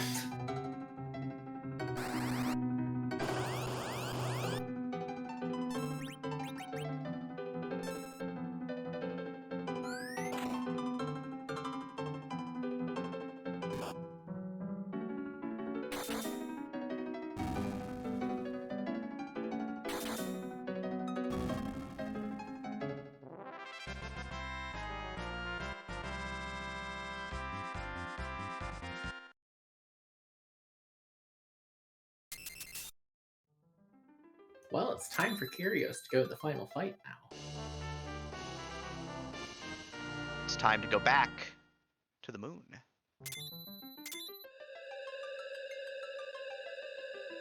You know, it is unfortunate going to the moon was not the right play in this particular scene. Yeah, I'm kind of down. Like, that's how it goes, though. That's one of the big free enterprise gambles, is moon or not. Like, when do you do the moon? Some runners have made their entire brand not going to the moon under any circumstances whatsoever unless they absolutely have to. Others have decided that the moon is a cool place at like 31 minutes and I just have a hook and no other key items and no characters, and everywhere in between. So, you know, it's not to say that that was an ill-advised dive, it just happened to be the incorrect dive today. If it's double key items up there, this race is close. Yeah, I think the way I would kind of put it is that Kyrios played a much safer game and was rewarded for it. ScytheMarshall took a lot of risks and just wasn't today. And that's just how it be. The big question is, does he go straight for that Earth Crystal right after he gets through these presumably 2 FE March bosses? And what happens from there? Well, we go and look over Kyrios' left side screen, and we have to answer some very important questions about the nature of life and the moon and our travel there and this pass and this weird serpent road that is not taking us to anywhere that it should, because God, why is this not in Baron and or Mysidia? But we're headed to the moon. Zeromus is here, the final fight, so we have to ask the most important question for Enterprise Nth, and I know you know what that is. Is that question still, does ScytheMarshall take that Cecil at the top of Tower Azat? Or is that question, whose butt are we going to kick tonight?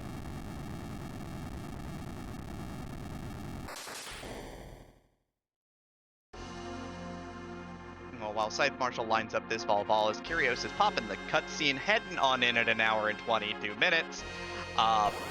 Here we go. Adamant, Excalibur, Cecil, a Defense Sword, Kane, unless he's using another weapon, which is a distinct possibility.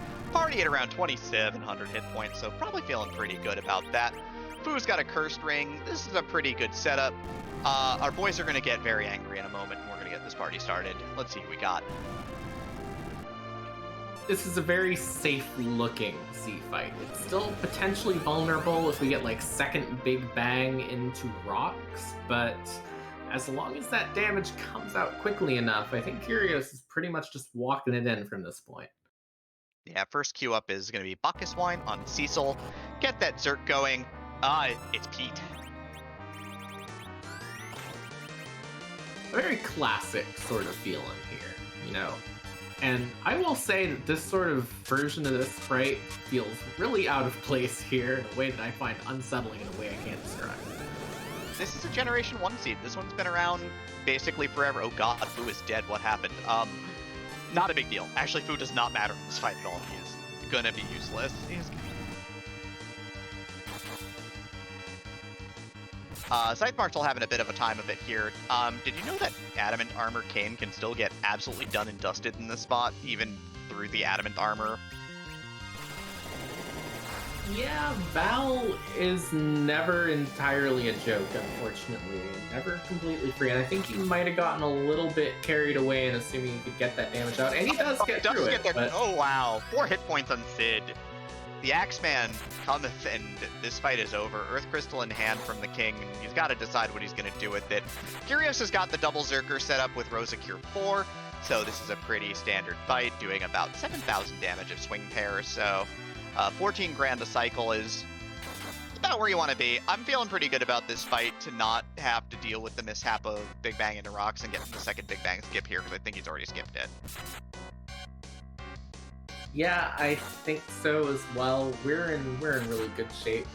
One thing that was mentioned in chat, and I feel like kind of expanding on a little bit, is does this particular sprite replace it with PDO instead of Medio? Sadly, it does not. That is not a thing that happens, alas. We could only hope.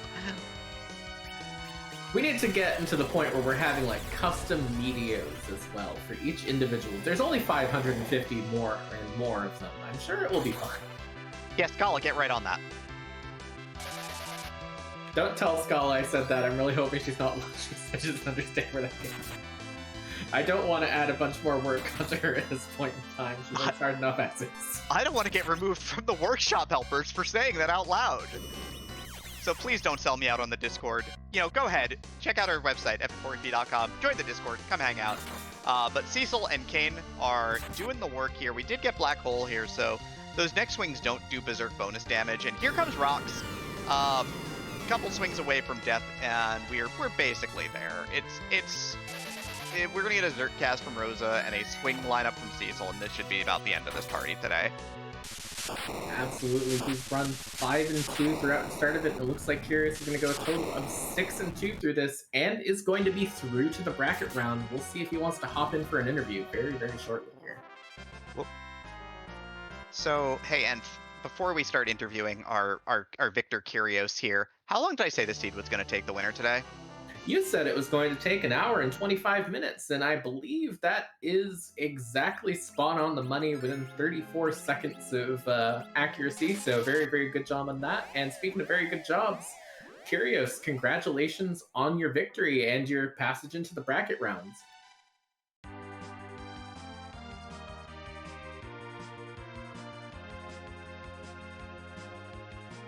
Having a little bit of a technical issue here. We'll try and get him back as soon as we can here.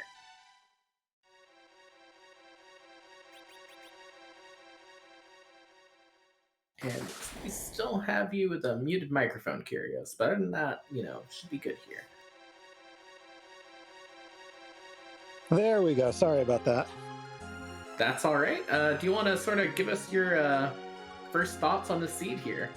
Yeah, so I was a little worried when I saw that valve there the first time I dipped into FF4FE. I mean, obviously Magma right away, everything that's going to happen pretty early. So that definitely incentivized me to dig a little deeper for Adamant. And thankfully, the first time I went back to Evelyn, it was there and things really opened up. The other big thing for me, as I've said a couple times, that if I'm going to lose, it's going to be on that keyless tower a lot of the time. But the way it lined up, that actually worked out to my advantage because I got to clear out everything else on the blue planet first and didn't get stuck hunting for that Earth Crystal and Hook. Yeah, definitely. I mean, you really showed sort of the value of the kind of do your objective school of getting through a seed here. If things had laid out differently, then maybe we would have a different story here, but you definitely showed a great amount of skill in getting through all those checks quickly as well. The one question I want to ask is, what sort of led you to wanting to get through that valve spot when you did versus maybe trying to put it off until later? I mean, I was running out of checks at that point. The only easy one was keyless tower, but like I said, that's just kind of my personal thing. I don't like doing that if there's something else on the board. And having the adamant armor and having it be an objective, I was pretty sure I could get through it. Now, Kane takes a little more damage there than I expected, and I saw Scythe on the restream after I finished kind of going through and getting whacked at the same spot. So that was maybe a little closer than I expected, but I felt pretty confident that I could work through that there. Yeah, definitely. And you kind of got really, really rewarded for your route through the seed. You went up that Earth Crystal, you found the Cecil, then you went down the Hook route, you found the Fu. You must have felt really, really comfortable at that point in time once you had all that raw power in your pocket before even going up to the moon at that point. And so the next sort of question I have is, was there ever a situation in which you might consider going to the moon earlier than you actually did in the seed?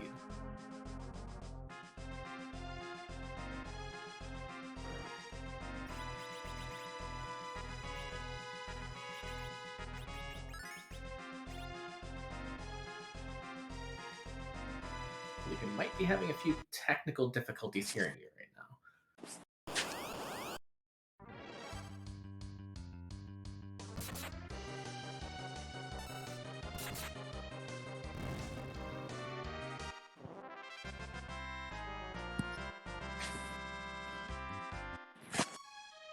Well, while we get that sorted out, it does look like ScytheMarshall has headed over to Baron here. Oh, there we go.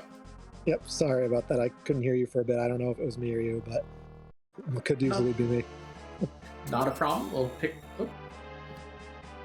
We'll pick back up in this interview again in just a moment here. ScytheMarshall headed into Baron. Unfortunately, it does look like he has gone down the exactly wrong path at this point. Is going to get through this spot, presumably the Odin spot. Shouldn't take too long to get through here, though. Yeah, I mean, we're talking 1 and 2 swing territory at this point, just tearing through things left and right. We're going to find out where the last two characters are, though, here at Baron, as we are going to see which Edward is here and which Edward is on the Giant. Absolutely. And as we are rejoined by Kyrios, I want to ask, would there have ever been a situation where you would have considered going to the moon earlier if you had found that darkness crystal somewhere other than that keyless tower?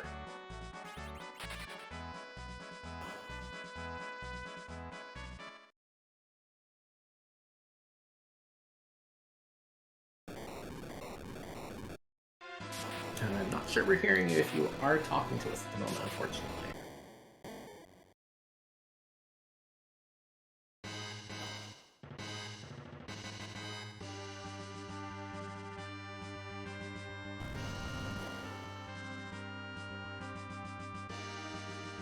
Yeah, technology is terrible. It really is, unfortunately. We'll work on that as soon as we can here. Meanwhile, ScytheMarshall is through that spot. I did not quite catch what that was as a reward. It is the spoon. We have located every key item left in the seed. We know that Baron Castle Throne is a song, but we'll see exactly what kind it is here very soon. And of course, while ScytheMarshall tracks his way through this seed, of course, I'd like to thank Niabari for handling the Restream Black Ice on the buttons for tracking today. Just a fantastic job from the behind-the-scenes crew, as always, keeping it clean so that we can all come out, hang out, and chat about the game. Sorry, is this any better? It seems to be working. I'll ask this question again here, and we'll see about the answer here. If you had found that darkness crystal earlier, would you have gone to the moon earlier in this seed? Yeah, it's a weird one, right? Because at that point, you're just looking for the one key item, and the odds are pretty good that it's on the moon, or that whatever leads to it is on the moon. But at the same time, you have to get that king spot eventually. So, does it get a lot quicker if you come back later? Not really. I mean, maybe with the Cecil, but even there, I think you're still on the blue planet. You have to do it. You might as well swing down there. Again, the big thing for me is if you don't have the cane or if you don't have the adamant, and it looks like it's going to be a harder fight, then you definitely want to go to the moon a lot more. But for me, it just kind of worked out the way it did. Yeah, definitely. And you got through this seed very, very efficiently. With that win, you are going on into the bracket round. It looks like you'll be facing Cubs Rule 21 in the bracket round, a sort of rematch of the, I believe, top two from the most recent season of the Pink Puff League. Looking forward to that match because that seems quite exciting from where I'm sitting because, watching you both race all season was wonderful.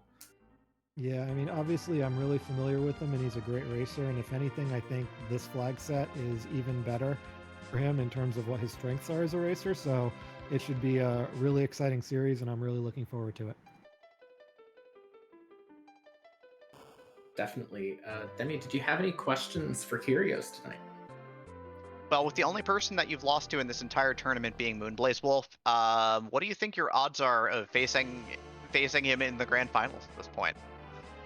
Oh dear. I mean, I will say it is nice not to say anything bad about myself or Cub or Blaze, but it was great that I ended up in a group with a bunch of people who were all kind of equally pretty good, and we dodged a couple of those quads that everyone's really scared of on the bottom half of the bracket. So I'm just looking forward to some more good matches, and hopefully I can represent the Ninja Shirt group, and so can Blaze. Definitely. We'll definitely be looking forward to seeing that, with the amount of skill that you've seen in both of the races of yours I've managed to catch over the course of these group flags. I wouldn't be surprised to see you go quite deep into this tournament. And I think with that, did you have any final thoughts for us today? No, just thanks to both of you guys for announcing. Thanks to the stream team, Niabari, for rolling a good one. Thanks to the tracker. It was a great evening. I'm just glad to get through the race. Definitely, and we'll look forward to your next one as well. Moving on to the bracket stage to face Cubs Rule starting a week from Tuesday. We have tonight's winner, Kyrios. Thank you very much. Thanks. Have a great night.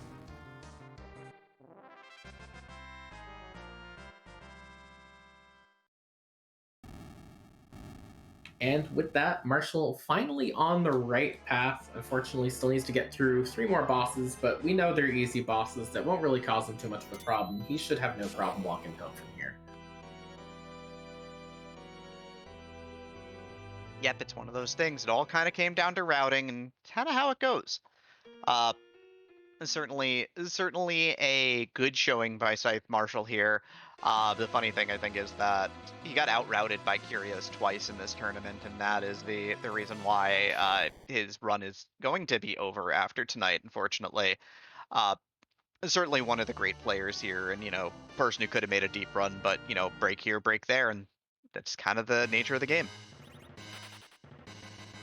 Yeah, and I think especially with these flags, it's one of those things where if you make that one decision that ends up not being the right one early on, it can lead to these wildly diverging times later on in the seed. And it's kind of a thing where, when you look at the result of this, you'll probably see about a 15 to 20 minute gap between them, probably closer to 20 minutes. But this was not a blowout by any means. This was a very close race. It's just that one choice was all it took. Yeah, I think the big thing was that, Kyrios probably had a slight edge given just his order of operations for routing and his order for looting. And that's kind of how it goes, is that, ScytheMarshall, it's like, even if ScytheMarshall picked correctly, and this would have been a very close race at that point in time, a lot of it would have come down to could he have caught up time on those 3 moon bosses. And it would have been a very different race, but like, again, his decision tree wasn't wrong. He's gonna see this hook here. He's gonna basically have seen this entire seed back to front at this point. He's gonna go and launch the Falcon and then head back up to kill Zeromus, and it shouldn't be a big trouble spot at this point. But just kind of a tough break today. Yep, I do want to give a shout out again to both our runners. Make sure you give them a follow. They've put on a wonderful race. It's been a real thrilling ride throughout the entire seed, honestly. There's been, choices abound. Unfortunately, sometimes you just do have that day when you make the wrong ones, and it is unfortunate that ScytheMarshall will be out of the tournament after this, but there's always the next tournament and the tournament after that. And I think anyone watching this race and watching his performance so far is probably going to say, here's someone who is a threat to win it all next time.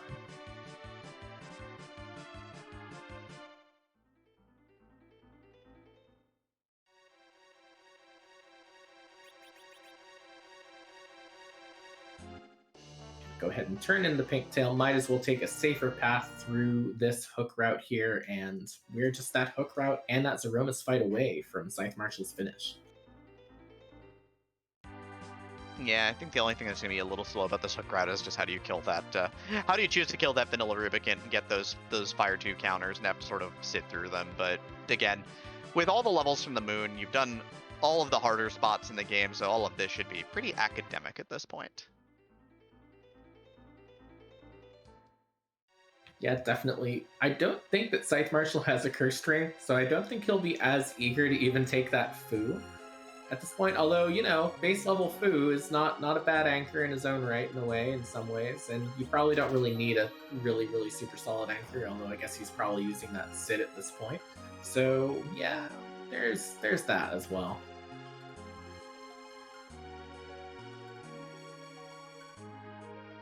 These are all things that won't make a difference about whether he clears or whether he doesn't. I think it's probably just a matter of a minute or so here.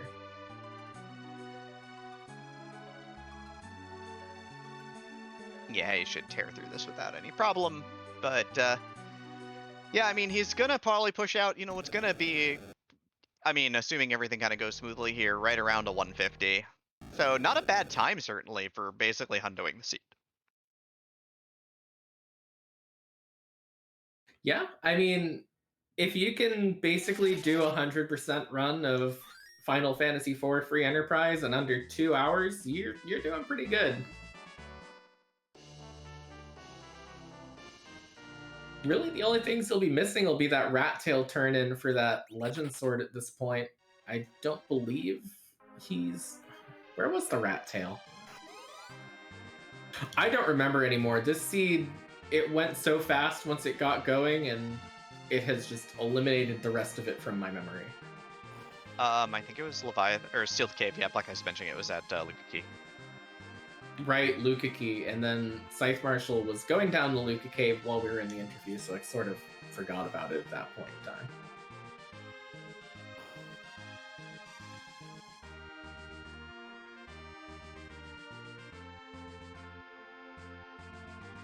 we've got a little bit of a run back here. Now is a good time to give another quick shout out to our behind the scenes team, Neobari on the restream and Black Ice on the tracking. And to mention that after this race, we will have another one coming up that we'll be sending you over to, but keep tuned for the rest of this because I'm very interested in seeing how ScytheMarshall finishes up the rest of the seed here. Now all they got to do is convince. Scala to change the icon for Free Enterprise 2 to the big whale. If not, then Free Enterprise 3 is where I want to be if we end up having it for next tournament, which, maybe.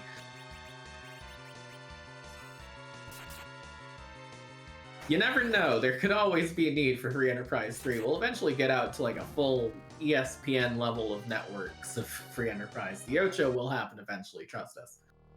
Can we have Free Enterprise Classic? That'll have episodes for when I was good at this game. See, I can't root for Free Enterprise Classic because that would be before I got here, and then that's. I mean, I guess it would be neat to see what it was like back then. I should really go back. And hey, if you ever want to go back and take a look, make sure you drop by our YouTube channel at some point in time. Look at the VODs from however long ago, from years ago at this point in time. Always plenty worth looking at, as well as the VODs from this tournament, usually uploaded about 24 hours after the race happens. Yep. I mean, also for Enterprise Classic would just have me doing commentary, so, 6 of 1, I guess. And then eventually it would have to turn into documentaries, and that's a lot of work producing documentary content. Edward, behind the music. Free Enterprise VH1 is not going to be our next channel, is it? Absolutely not. Heard it here first, folks. Please call up your Twitch provider and say I want my free Enter MTV. We've gone too far. We can't stop now. Absolutely not. Speaking of which, ScytheMarshall almost threw this Rubicon fight. Those Fire 2s only hitting for 1 damage and 2 damage on Rosa. So a total of 4 across the whole party. And yeah, through that already. Not taking the Cecil, not taking anyone out of this. Just really hitting the ground running and getting through the rest of this. We'll get that Falcon launched now. Yeah, so once ScytheMarshall sets foot on the Falcon, a crystal will be granted unto him, and he'll be done for the day and flying up towards the big Z, and should wrap this party up in good style, I would hope. Yeah, definitely. It's one of those things where I'm interested in seeing how much different the C fight looks, because I'm not sure if ScytheMarshall quite has the power to skip through the way Kyrios did. I guess Kyrios didn't skip that second Big Bang at all, but ScytheMarshall definitely doesn't have the power for it. I wonder if he risks getting the third at this point. Yeah, we'll see.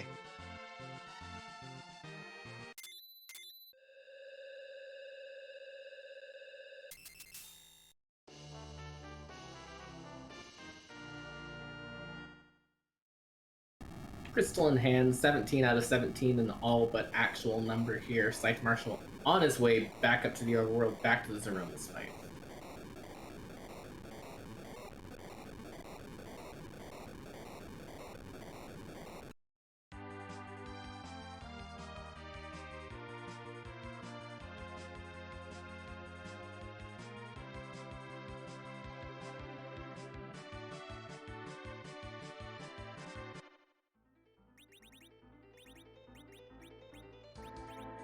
Trying to remember what he even has equipped on that Sid at this point. I think that Sid might still have the rune axe that he's been holding basically the entire seed at this point, which is some ways impressive, some ways a little bit unfortunate that we never found, any of the gear that might bump that Sid up a bit more in powers, like an Artemis bow, Artemis arrows, or, just anything slightly stronger than that. But, rune axe is still a perfectly serviceable weapon here. Yeah, it's gonna kind of have to do the job. A pile level certainly doesn't hurt the cause, though. I mean, even though his agility is pretty rough, Sid's strength is still pretty good. You don't need to anchor for this Aromas fight if you're strong enough. It might be a little bit more bumpy of a ride than it would be otherwise, but it's not a big deal. It's fine. Everything's gonna be fine.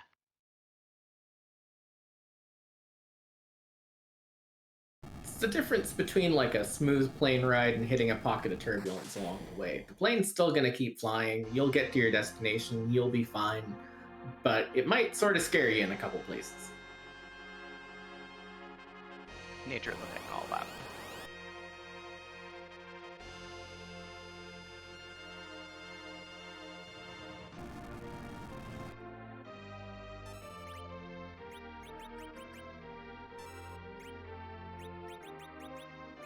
Oh, Ogre Axe. Got an Ogre Axe somewhere along the way. It looks like the Bacchus is going to be the second action queued up here, which means I think we might end up throwing that Silk Web with the Cane. Because I believe ScytheMarshall did pick that up, so that'll help a little bit in terms of getting that damage out. Yeah, maybe only sees 2 big bangs if that Silk Web goes out here. Yeah, should have a pretty good setup for this. Oh, no, gets the Rosa's turn next. Going to go ahead and throw it with Rosa here. Should have that Kane's turn to use a cure, should that be necessary. Nope, we're going to be playing Nuke Roulette here. Who's going to land on? Oh, the Silk Web has fizzled. That's a bit unfortunate. It's rough timing. It's gonna cast the recast of Slow here. Should be just fine though, so gonna keep things under control here, it looks like. As long as Cure 4 goes off before the Big Bang, we should be fine, which it should. And yeah, Rose will be back up and we'll be safe here.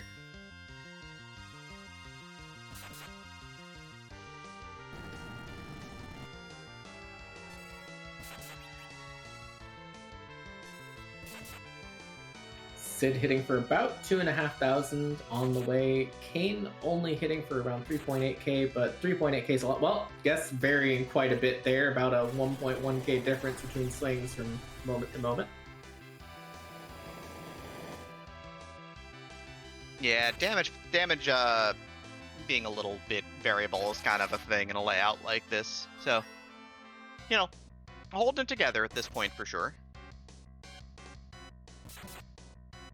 Yeah, definitely. I mean, it's one of those things where it may not have been the party you wanted throughout the entire seed, but it's the party you got, and how well you make do with the party you've got is real important in this game. It's almost a little bit less important in these flags, and I imagine it will be in the sort of theoretical, more difficult ZZ5 flag set, so the ability to, you know, really make do with this now is really showing good prowess on ScytheMarshall's side and really good hope for the future, so to speak. Yeah, I mean the other tough thing ultimately is just that the bracket flags that are upcoming are a little bit more difficult. We're moving down the loot to sell quarter and max tier 6, so like that loose Avenger that we found is not a thing anymore in bracket flags. S quarter, of course, makes it really hard to clean out a shop and sell a bunch of stuff, and dropping the loot frequency down to T Pro is also going to hurt everybody a little bit on that front. So, not to mention the fact that Cecil and Fu are hard banned forever in the bracket flags. So, we'll see how that works out. Yeah, I mean, if anything, you can kind of make a little bit of an argument outside that adventure that this was sort of Kyrios running the group flags versus ScytheMarshall running the bracket flags a little bit. Just in terms of this final composition like that, you know, obviously finding sirens and using those good. I've heard word that our friend D Machine will be back a bit more in that, which that tele would have possibly enabled. So really, this is a party I can see us seeing a lot more in the next few weeks.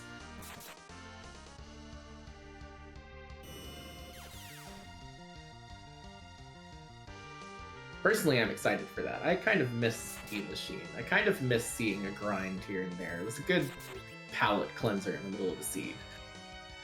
I mean, having different flags giving us different tactics is always neat. Here comes Victory Fireworks at exactly an hour 50 here, so this fight's about to wrap up and this party's about to end for ScytheMarshall, looks like, in a pretty clean manner.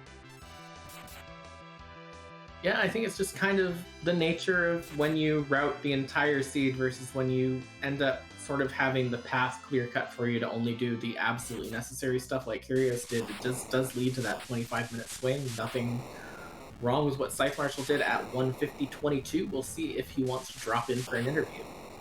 And with that, I believe we are joined by ScytheMarshall. First of all, GG's on your race today. Unfortunately, not the winner, but you put on a very, very good show.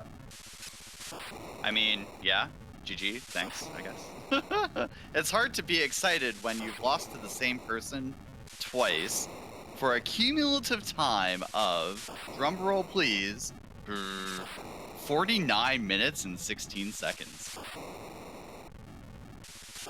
Yeah, I mean, from where we were sitting, it sort of ended up just being a bit of a, different routes kind of thing. I noticed you did take quite a few gambles. Would you like to give us sort of your thought process on, like, taking that Kyrios tower when you did? I mean, I didn't want to do FF4FE, and I had done Overworld, and I didn't want to do Seal Cave. So I said, okay, well, Kyrios tower it is. There you go, Darkness. So. Yeah, I think it's one of those things where if that hook had landed anywhere else, then we would be having, the different conversation here, and unfortunately it didn't pay out for you.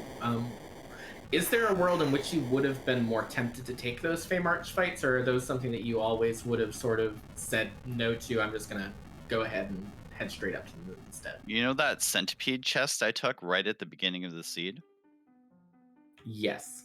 If that had been an adamant armor, then I would have tried the FF4FE fights. It was a real good gamble going for that. The chances are so high down there. I'm honestly surprised I have not seen more runners going for the Sylph Cave checks. That was actually a really, really interesting play. It's real unfortunate that it didn't pay out for you here. It made the Dark Elf fight faster, and it made the Mylon Zed fight faster. Yay, White Spear. Yeah, I mean, you found things to help you with the path you were taking, and it's one of those things where, sort of looking a little bit back at the tournament like that, would you have done anything differently overall? Because I think you've really shown that, maybe this race and the last one didn't go quite your way, but in the next tournament, you're definitely one of the people I would look at as a chance to win the whole thing. Yeah, no, I disagree. Why? Because my menuing is garbage.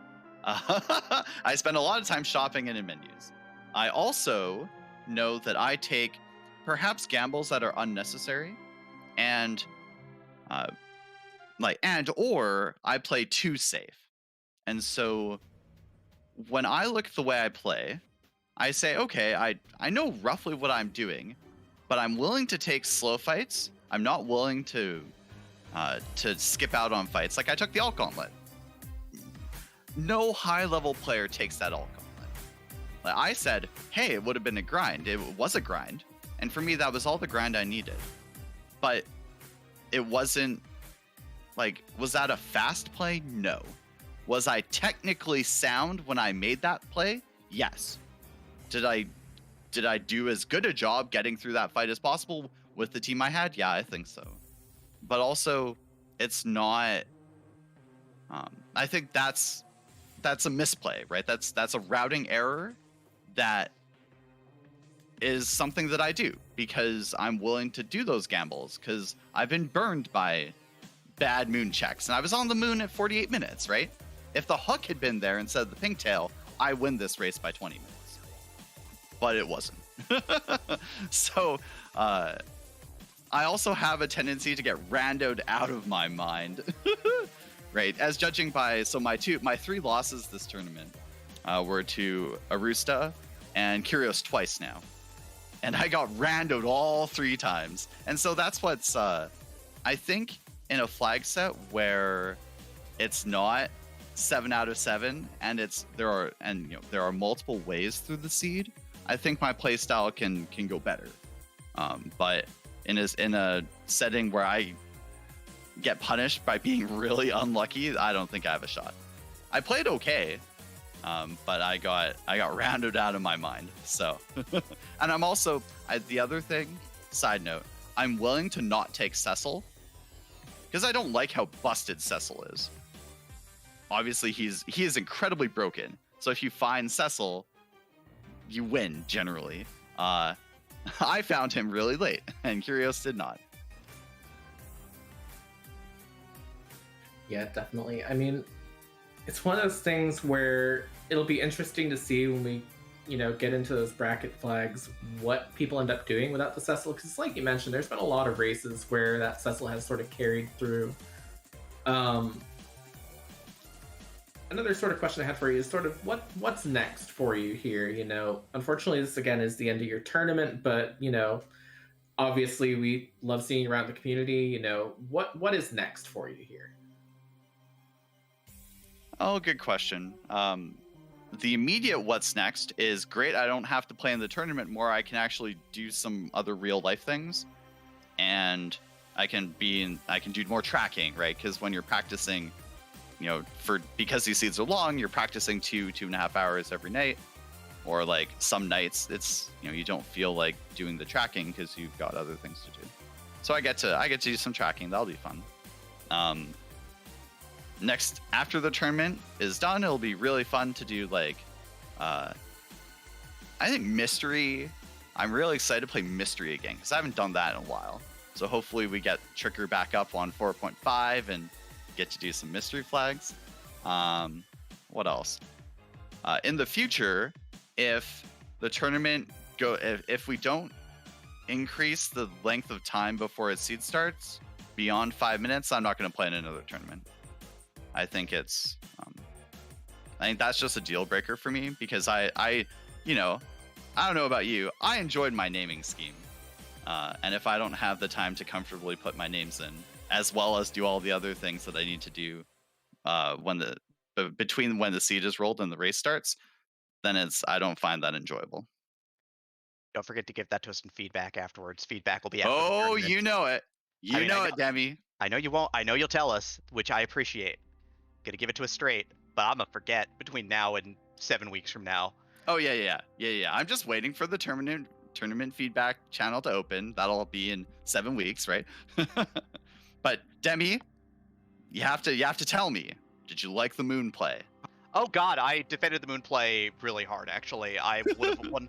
I would have, if I had gotten the darkness crystal there, 100% would have done the same thing, even with the required king at Land of Summon Monsters knowing into Valvalis and wanting the moon levels. 100% loved the play. Sadly, especially with exactly 2 key items out to go, yeah, 100% the right play. Just 100% didn't get rewarded. Yeah. Oh well. What was the ribbon room was Excal Bahamut, I think it was. Yeah, it was the party pack for the characters that you ditched and or did not have. Oh yes, that was fun. I was my last shot at the seed was the tower key having anything. The tower key did not have anything. Yeah, it's one of the true unfortunate things about being in the booth. It's my one great dislike of being in the booth was basically knowing that you were in a lot of trouble when you started doing that gauntlet and hook popped for Kyrios. It was just like, that's not a good time. Yep. But that's how the game goes. Game is random. Moon is always still going to be a 50-50 a lot of the time. So sometimes you gotta take the good with the bad when that happens. So yep. So I guess before I forget, GG's to Kyrios, right? Guy beat me twice. He deserved it, obviously. So I really hope he goes on a little bit of a tear through the tournament.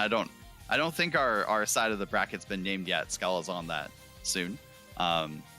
So I'm looking forward to watching both Moonblaze Wolf and Kyrios sort of, hopefully they go on some tears and, we can see them in the quarters or maybe semis. That would be really cool. Ninja shirt hype. And of course, if you ever find your way to the commentary booth and you want me as a partner, hit me up. Let me know. Oh God, we could be like gushing all over ill-advised moon plays for entire seeds. Look, the only ill-advised moon dive is the one I don't take. Very good. Anyways, yes, that's probably enough for me. Thanks you to Demi and Nth for doing great comms. I'm sure I'll watch it back tonight or tomorrow or something. Thanks to You'd think that I would have paid attention to who else was doing things. Let's see. It's fine. You had, Neobari on Restream, thanks for rolling. I saw the Tella start with 3 moon objectives, and I said, thanks, Neobari, I hate it. I was fully expecting to do a D-Machine grind. I didn't, but I thought about it. And then thanks to Black Ice for tracking. Good job, all of you. You're all doing us proud. And thank you to you as well for putting on a good race. I mean, I know it didn't go your way, but I think either of us up here, we would have made the same decisions that you made too. Whether or not that matters for anything in my case is much different from whether it means anything that Demi would have done the same, but you know.